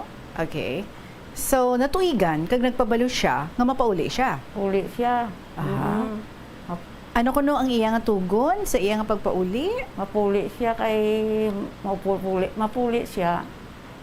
Okay man mapuli siya, pero siya may upod ako. Nagka-contact man siya sa mga kabataan niya, samtang ato siya sa Manila? Why, ako lang pirmi kasulat sa iya eh. Hindi pa uso sa doon cellphone, no? Wala pa cellphone sa una. Oo. Pero naintindihan sa mga kabataan kung nga ang naglakat siya, ginbilin sila sa inyo? Oo. So okay lang man sa mga Okay lang man kabataan? ang kabataan niya kay wala man sila na sila nga kung ano, abing kuan sa balay nga, wala man sila napabayaan mo. Aha. So ginapa-eskwela sila, ginapa-bistihan sila, tapos ginaatipan man sila, no? Oo. Ginapalangga sila. No, palangga man namon mo. Okay. So nagpabalo siya after a year, more than a year siguro, no? Ngati mo puli siya, pero may upod kuno siya, no? Oo. So pag-abot niya, sino galing iya nga upod? Lalaki, banay ako, no? So nakikita siya gali isang bag o nga bana. Ti balo man siya mo, no? Oo. So in short daw, single man Single Oo, mother.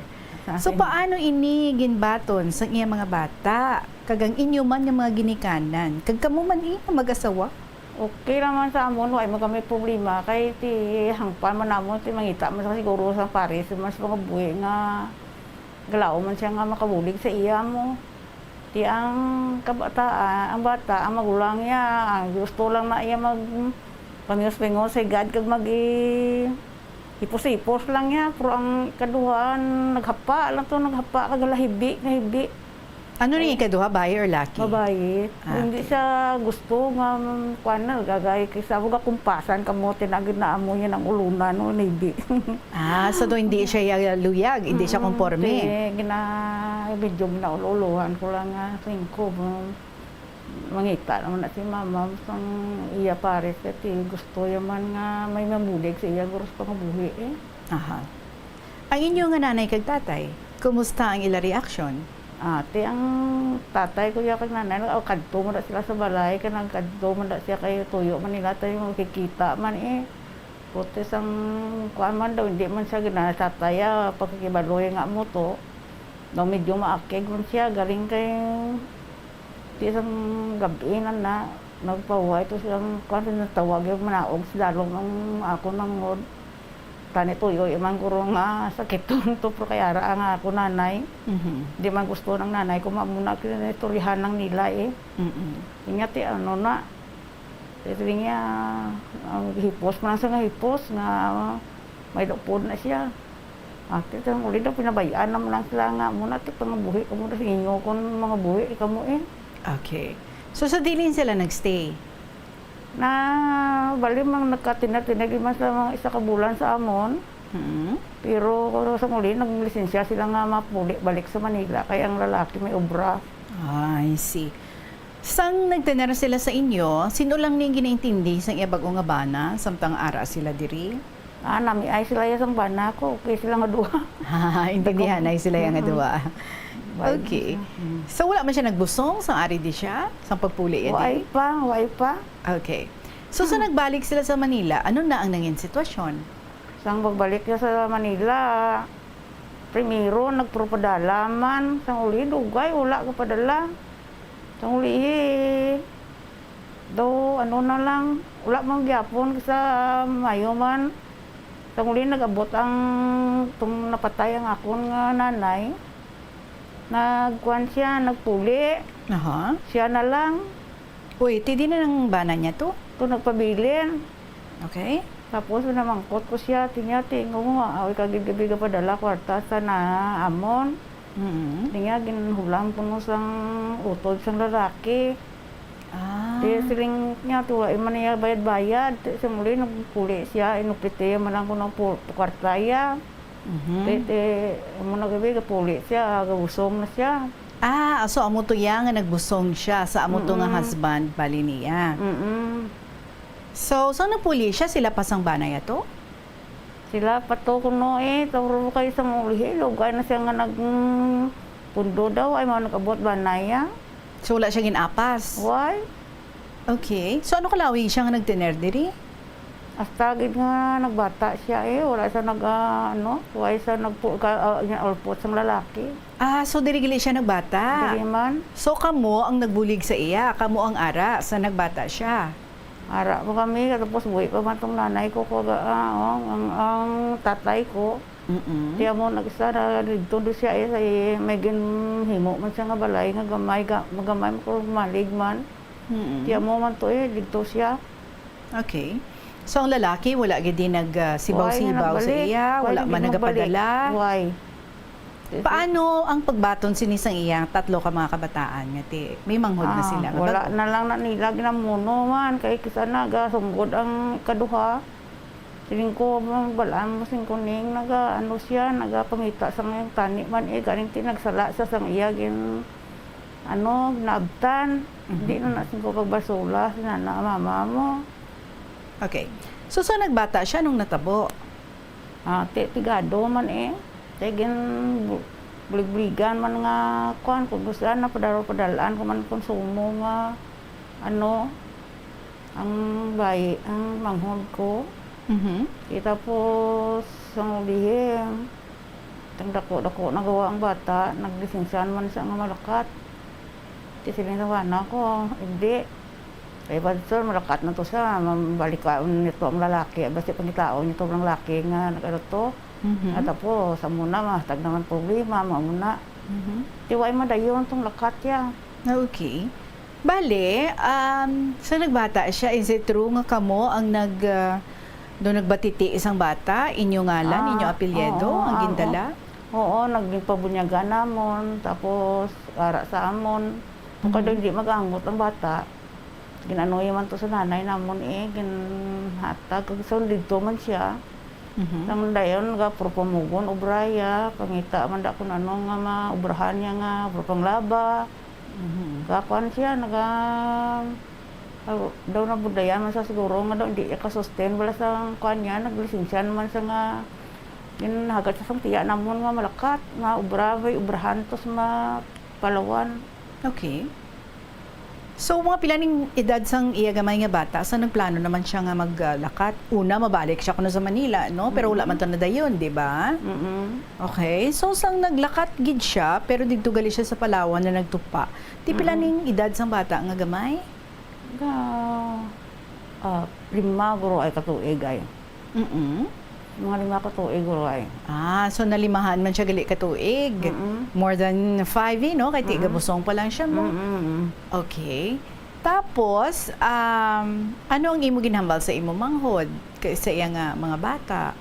Ano man ang gintugda sa imo mga kanan? Tiga man to si mama ya pang ramubian nila padala man sila kwarta guro. Sang lihe. Dugay man to siya nga wala ka padala. Ang ulihi, kung birthday sa bata mo, kandi mo wala ka man. Huwag ba man siya nagpadala, sa mga nagbalos siya, kuno kaya na tiktima sa isa ka lalaki, kuno, amuna ba sugid sa akon. Ginrep sa Ini sa dito na sa Palawan or diri sa Manila? Sa Palawan? Sa Palawan. Okay. Niya sunuga ang sulat ko na pagtapos ng basa. Okay. Wala na ginpabalo sa iban kung panugad kasi hinipsan ko lang. Anong iya nga ginhambal sa imo haw? Ringi ako muna nga natabo ginirep sa kuno. Kag nagabusong siya? Oo. Okay. So ano ang natabo sa bata nga iya nga ginbusong? Wala naman siya, hiposan sa ulihi. Nagpadala sa sang sulat naman nga pakadtuon to ang tatay namon. Kay bantayan ko na ang bata. Kaya naglakat man itong tatay namon Kaya nagikadto to siya. Pag-abot niya to, wali ang kaya ko naman kita sa obra. Kaya buto, pag-abot siya, pag kung auto na itong tatay ko, nanugid nga siya sa bata, sa tatay namon nga niya, wala na ang bata, nadula. Diin, paano nadula? Kaya gimbili niya kuno sa bali, kaya naglibin ito sila sang laki. So hindi tuod, nga gin-rape siya? May relasyon sila sa lalaki? Okay. Tinaglakat na bilhin niya kuno sa kitagsam lang sila abot na napulian bula. Oo. Tiniguha man siya nga ngita si obra eh. Bilhin niya sa bali nanay sang lalaki. Ang ngita sa obra. Kaya tapos din ko wala rin ang bata. Gindala ko na to sa Amerika. Okay. So ano naman ang natabo sa imo nga manghod? After that? Nag-ubra-ubra man sa anay. Kagason magpuli. Napuli siya. So, uli daw wala naman to. Kaso kay te uli buhay. Laga naman sa liwat. Ay. Okay. So daw ka ano sa iya nga mag-get into a relationship, no? So daw luyag niya nga daw may ara siya nga makabig nga partner nga iya. So ang iban nag-fail ang relationship pero nag-try gid siya. Nga who knows basi makakita man siya sang maayo gid nga partner. Naamo na tayong plano yaman. Nga makaunong gid sa iya. Naamo tani Okay. But there was a point nga ginbalik mo sa iya nga bata, no? Sa ikaduha niya nga bana. Ginbaton man bala niya ini? Ginkuha yaman, kagindalaman to, kay di man mag-ano gid ang amon, kay siya man gid na pangita. Pero ang tatlo ka mga kabataan, ari lang nga gyapon sa inyo? Ara sa ako nung gyapon eh. Kasi kasali sa lalo, mag-isa kadto kadulaya, kadto man sa amon. Ito ang pag-eskwela sa mga kabataan, paano? Okay lang man. Mayo ang pag-eskwela nila, wala man gito problema. Sino ka ba eskwela? Kami man gyapon eh. Ginabululigan nyo na lang. Gapadala man siya? Wala na ginapabayaan na lang. Okay lang kung di mo padalaan. Okay man kung mapadalaan. I see. So sa gibaton, sang ginuli mo sa iya ang ikaapat niya bali nga bata, no? So ginbaton niya man ini, no? Kag ari na di siya. Ari na di siya nagtiner. Oo, ginhambalan mo siya nga pauli ka to sa aton nga lugar, kag pangabuhi ka to para mabalaan mo kung paano magpangabuhi. Mo gani. Nga upod mo ang mga kabataan mo. Bata siya. May mga bata. So ano ang iya nga naging sitwasyon sa pangabuhi kag ano naman ang imo nabatian? May nabatian ikaw nga istorya parte sa iya, di ba? Palihog sabat sina ha, kag istoryahan mo kami sa ato na nga pagpanumbalik. Stay put. Mga kabombo, sa gihapon nagapamati ka mo diri sa KLP kag ginaistorya naton diri ang aton nga winner si Mosang. Si Mosang nga wala lang address. 40 minutes after 2 o'clock, magapanubalik ang KLP pagkatapos lang sa pila ka mga importante nga mga pahibalo. Pila ng imo edad? May savings ka na bala? Ang iban sa aton nagakabudlayan magkinot o kung mag-save sang kwarta. Apang paano bala iniumpisahan? I-separate ang wants kag needs. Pamangkuton ang kaugalingon kung bala kinahanglanon gid ang imo nga baklon. Kung ginakulang ka na sang kwarta, hindi ini dapat pagastuhon sa butanga hindi man lang importante. Kung hindi ka gid makakinot, mas maayo nga buhinan mo ang imo expenses. Mag-set sang goal. Umpisahi ang pagpanumdum kung para sa diin o kung para sa ano ikaw nagakinot. Paano ba lamang kalikaw sa aksidente sa dalan? Yari mga tips nga dapat tandaan sa tion nga nagamaneho. Una, likawan ang masaming nga pagsaylo sang linya. Ang swerving o kung pagsaylo sang lane sa isa ka delikado nga maneuver nga masabi ginatunaan sang bunggo anay. Kung himuon ini, siguraduhon nga may bastante ang oras kag espasyo. Ikaduha, i-check ang blind spots. I-check ang mirrors kung clear ang alagyan. Magbalikid o kung maglantaw sa nagaagi sa ibang nga anggulo, agud makasigurado nga maathag ang alagyan. Ang responsable nga driver ang masaming nga handa sa anuman nga aksidente. Kabahin na sang pagkaresponsable ang pagkuha sa nga insurance, agud masigurado nga may peace of mind sa dalan. Ini nga pahanumdom ang ginadulong sa imo sang the #1 and most trusted radio network in the country, Bombo Radio Philippines. Basta Radio! Bombo! Tanan kita mayara sang mabulig agud pakibatuan ang climate change. Magamit sang bag nga pwede magamit sang liwat-liwat agud mabuhinan ang plastic bag nga ginahaboy. Bangod ini nagatugas ang greenhouse gases.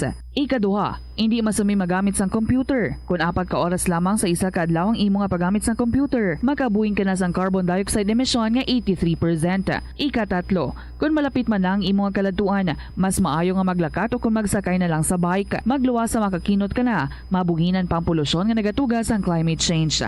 Yari ang mga tips nga dapat mo tandaan para mangin safe kag healthy ang pagkaon sa imong pamilya.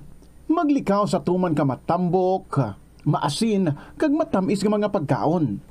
Basahon sang maayo ang label sa mga balaklon kag i-check gid ang ilang nga expiration date. I-check sang maayo ang ginabakal nga karne kag isda agud makalikaw sa diarrhea kag food poisoning. Likawan naman nga magbakal sa mga unlabeled kag ginrepack nga mga pagkaon. Kung ginrepack gid man ini nga mga pagkaon, kinahanglan nga mayara sa gihapon ini sang husto nga label information. Ini nga pahanumdom ang ginadulong sa imo sang the number 1 and most trusted radio network in the country, Bombo Radio Philippines. Basta Radio! Bombo!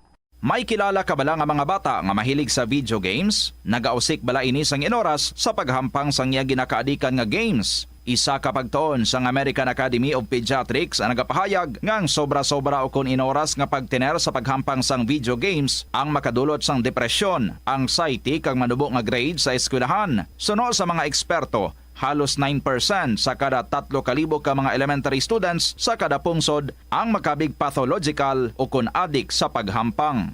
Makabig nga pathological o kung addicted ang isa ka estudyante kung nagaapekto na ang paghampang sa iya nga pag-eskwela. Dugang pa sa among nga pagtuon, ang ka-addict sang isa ka bata makapabudlay sa iya sa pagkontrol sang iya impulse. Kaangot diri, ginpanugyan nga dapat hindi magsobra sa isa ka oras kada adlaw ang gastuhon sang isa ka elementary student sa paghampang kag hindi naman magsobra sa 2 ka oras ang isa ka high school student. Atensyon sa mga mahilig magamit sang aircon. Nagpaandam ang medical expert batok sa mga balatian nga mahimo makuha gikan sa sobra-sobra nga paggamit sini. Suno ka Dr. Maria Encarnita Limpin, isa ka experienced healthcare specialist, mas maayo nga tsakyaron nga malimpyo ang hangin nga nagikan sa aircon, bangod kun mahigko, mahimo ini nga magtugas sang impeksyon kag mga balatian kaangay sang pulmonya. Gani hagan-hagan na lang ina bangod bisan makabulig ini sa imo sa maginot nga tiyempo, may risgo man ini sa imo nga ikaayong lawas. Nga ginadubilian ang iligal nga droga. Ika nato diri si Mosang ang aton nga bisita mga kabombo. So bali nagalakat-lakat no ang imo nga manghod, and then sa iya nga pagpalayo makakita to siya sa nga partner, and then nagabusong siya. Mayo man kay ti ulay ginapahulog no kundi nga gina. Oo.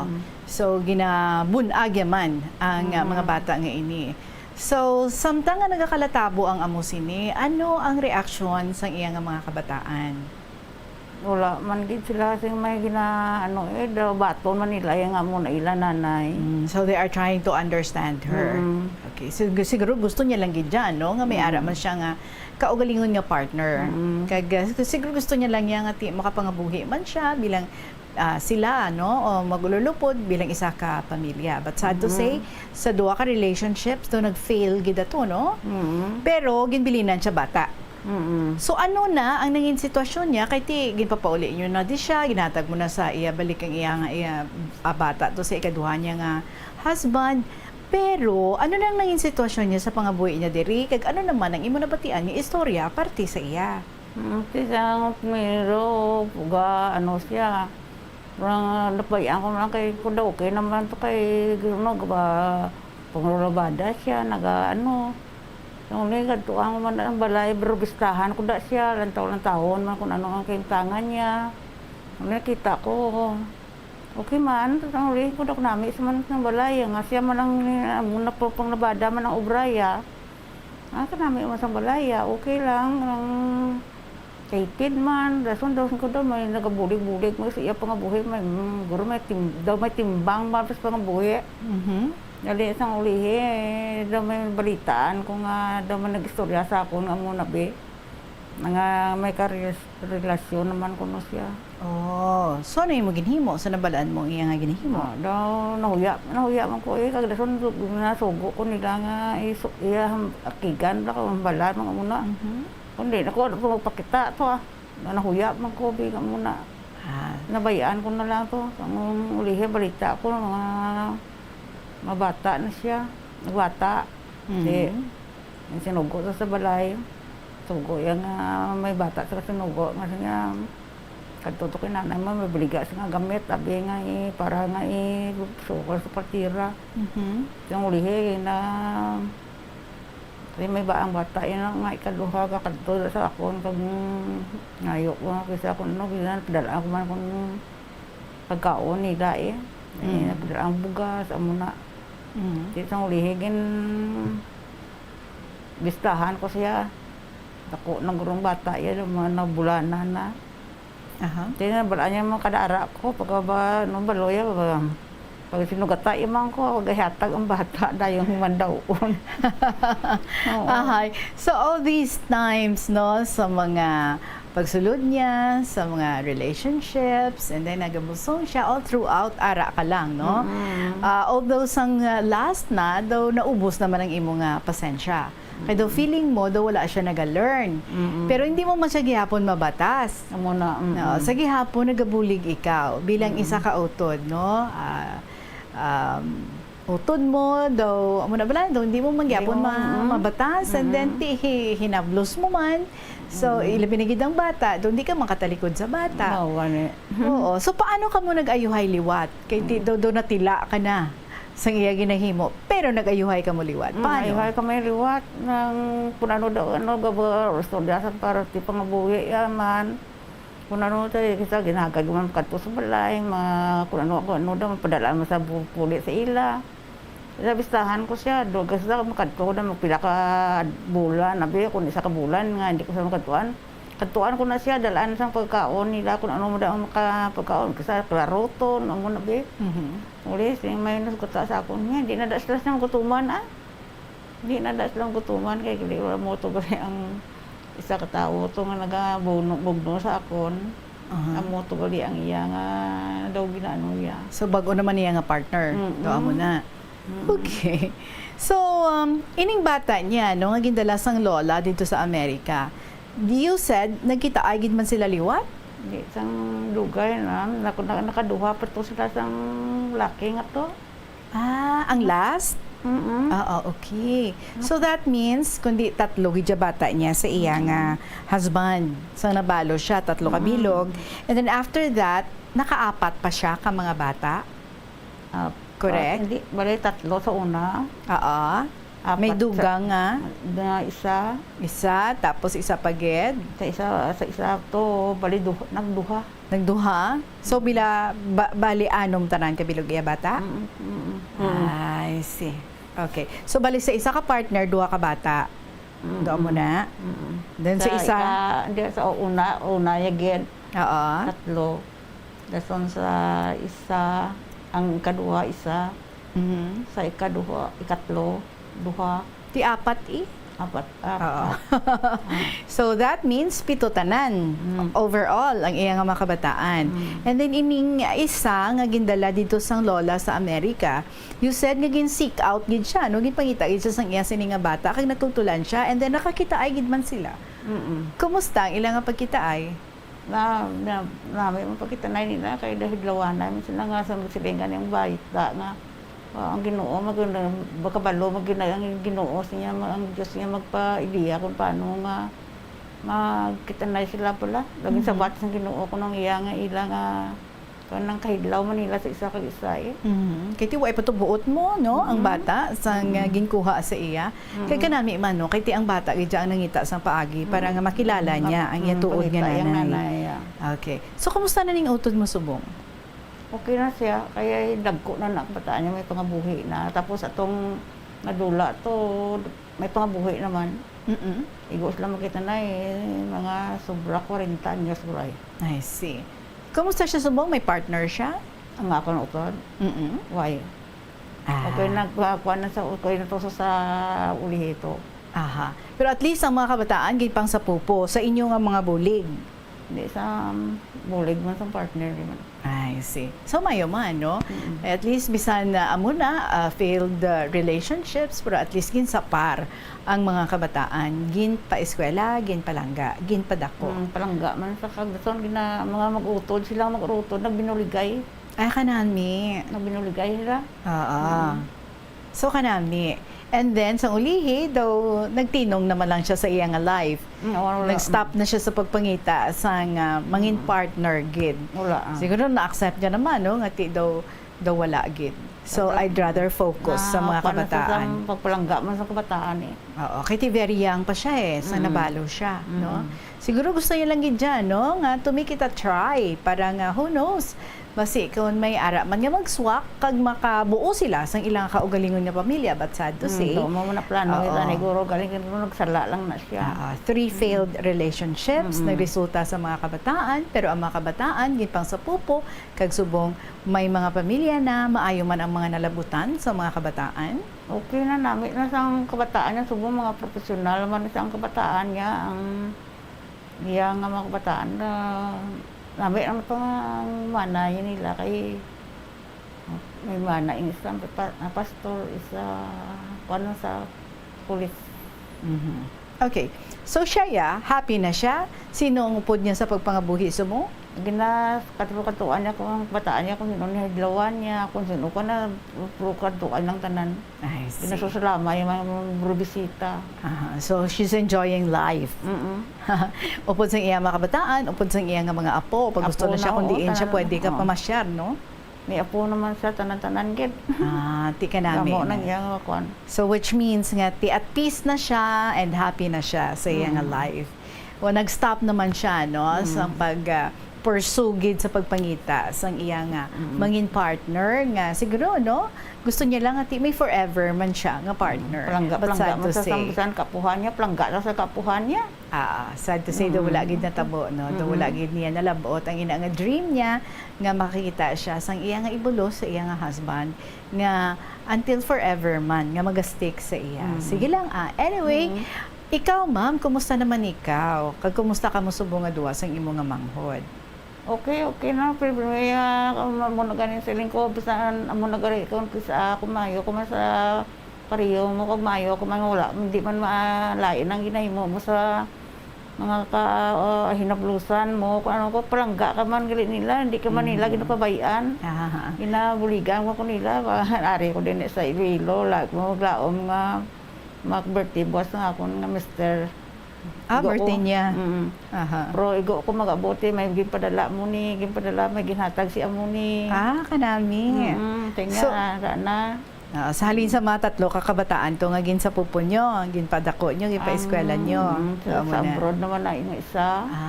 So kanami lang iba na rin na diswilo, pero kami ara yung gihatag. And then, in how many times nga ti ginaulikid mo, buligan mo ang imo nga utod, hoping nga ti butangan niya na sang maayo man no nga direksyon na nga pagpangabuhi, pero in how many times daw pati ikaw daw gin fail man ikaw no kamo sa imo nga husband, but sa gihapon bilang isa ka maayo nga utod wala ka man sa may mahimo kundi nga intindihon kag palanggaon siya sa gihapon and i-take in ang mga kabataan kag buligan ang mga kabataan, and now ang mga kabataan dalagko na kag wala kagid nila gin kalimtan. Wala gid plangga gid nila kami. Siguro because no you sow goodness. Kag reap ang gin-reap mo is also goodness. Diba? So anong inspirasyon mamosa nga luyag mo ibilin sa aton nga matag palamati natoy sa istorya sang kabuhi isang imo nga utod kag sang imo man kag sang imo nga husband? Kung ano man bala ang pagbuot sang Ginoo, kung ano ang problema sang ninyo nga mag-urutod, hindi sila nga tamayo nyo, kung iban wala daw, hindi na nila pag sa bakon, kung nakasala man, hangpon. Sa Biblia, ginambal na nga, sa kapila ka, sala ko no, sa utod mo, patawaron mo man sa gihapon, sa sila ka bisis, magkasala, patawaron mo siya, palanggaon mo man. Kaya mo manas mga ako na bisan ka manghod ko, kauturan ko. Langga man lagi hapon na wala man ga pabaya sila. Nami sa mga kinablusan ko nga nagakakuan sa akon kung ano man daw samon sa akon pangabuhi kung ano da. Kantuan ko na nila pero may da. Ganaga bulig gid bla. So kanami lang gid no. So nakasala, kung nakasala patawaron, buligan kag palanggaon. Naamo na. Sa gihapon. Kay we are being told nga 77 times kita nga dapat mag-forgive sa mga nakasala sa aton. So ikaw ginapati mo gid ina, no? What is said in the Bible. Kag hindi mo gid no, matikis ang imong nga utod because palangga mo siya. And palangga mo ang iya nga mga kabataan. Kanami lang sa imo bilang isa ka utod, and I'm sure very much appreciated kagid sa imo nga manghod. Ma'am, birthday si Mr. Buasti. Happy birthday lang sa iya. Gusto mo siya i-greet? Happy birthday lang dato sa imo boss. May ari na kong daralon na para sa imo. Aning ko. Salamat sa Ginoo. Sige. Thank you, Lord Jesus. May ara kaluyag nga mensahe ihatag sa imong mga manghod?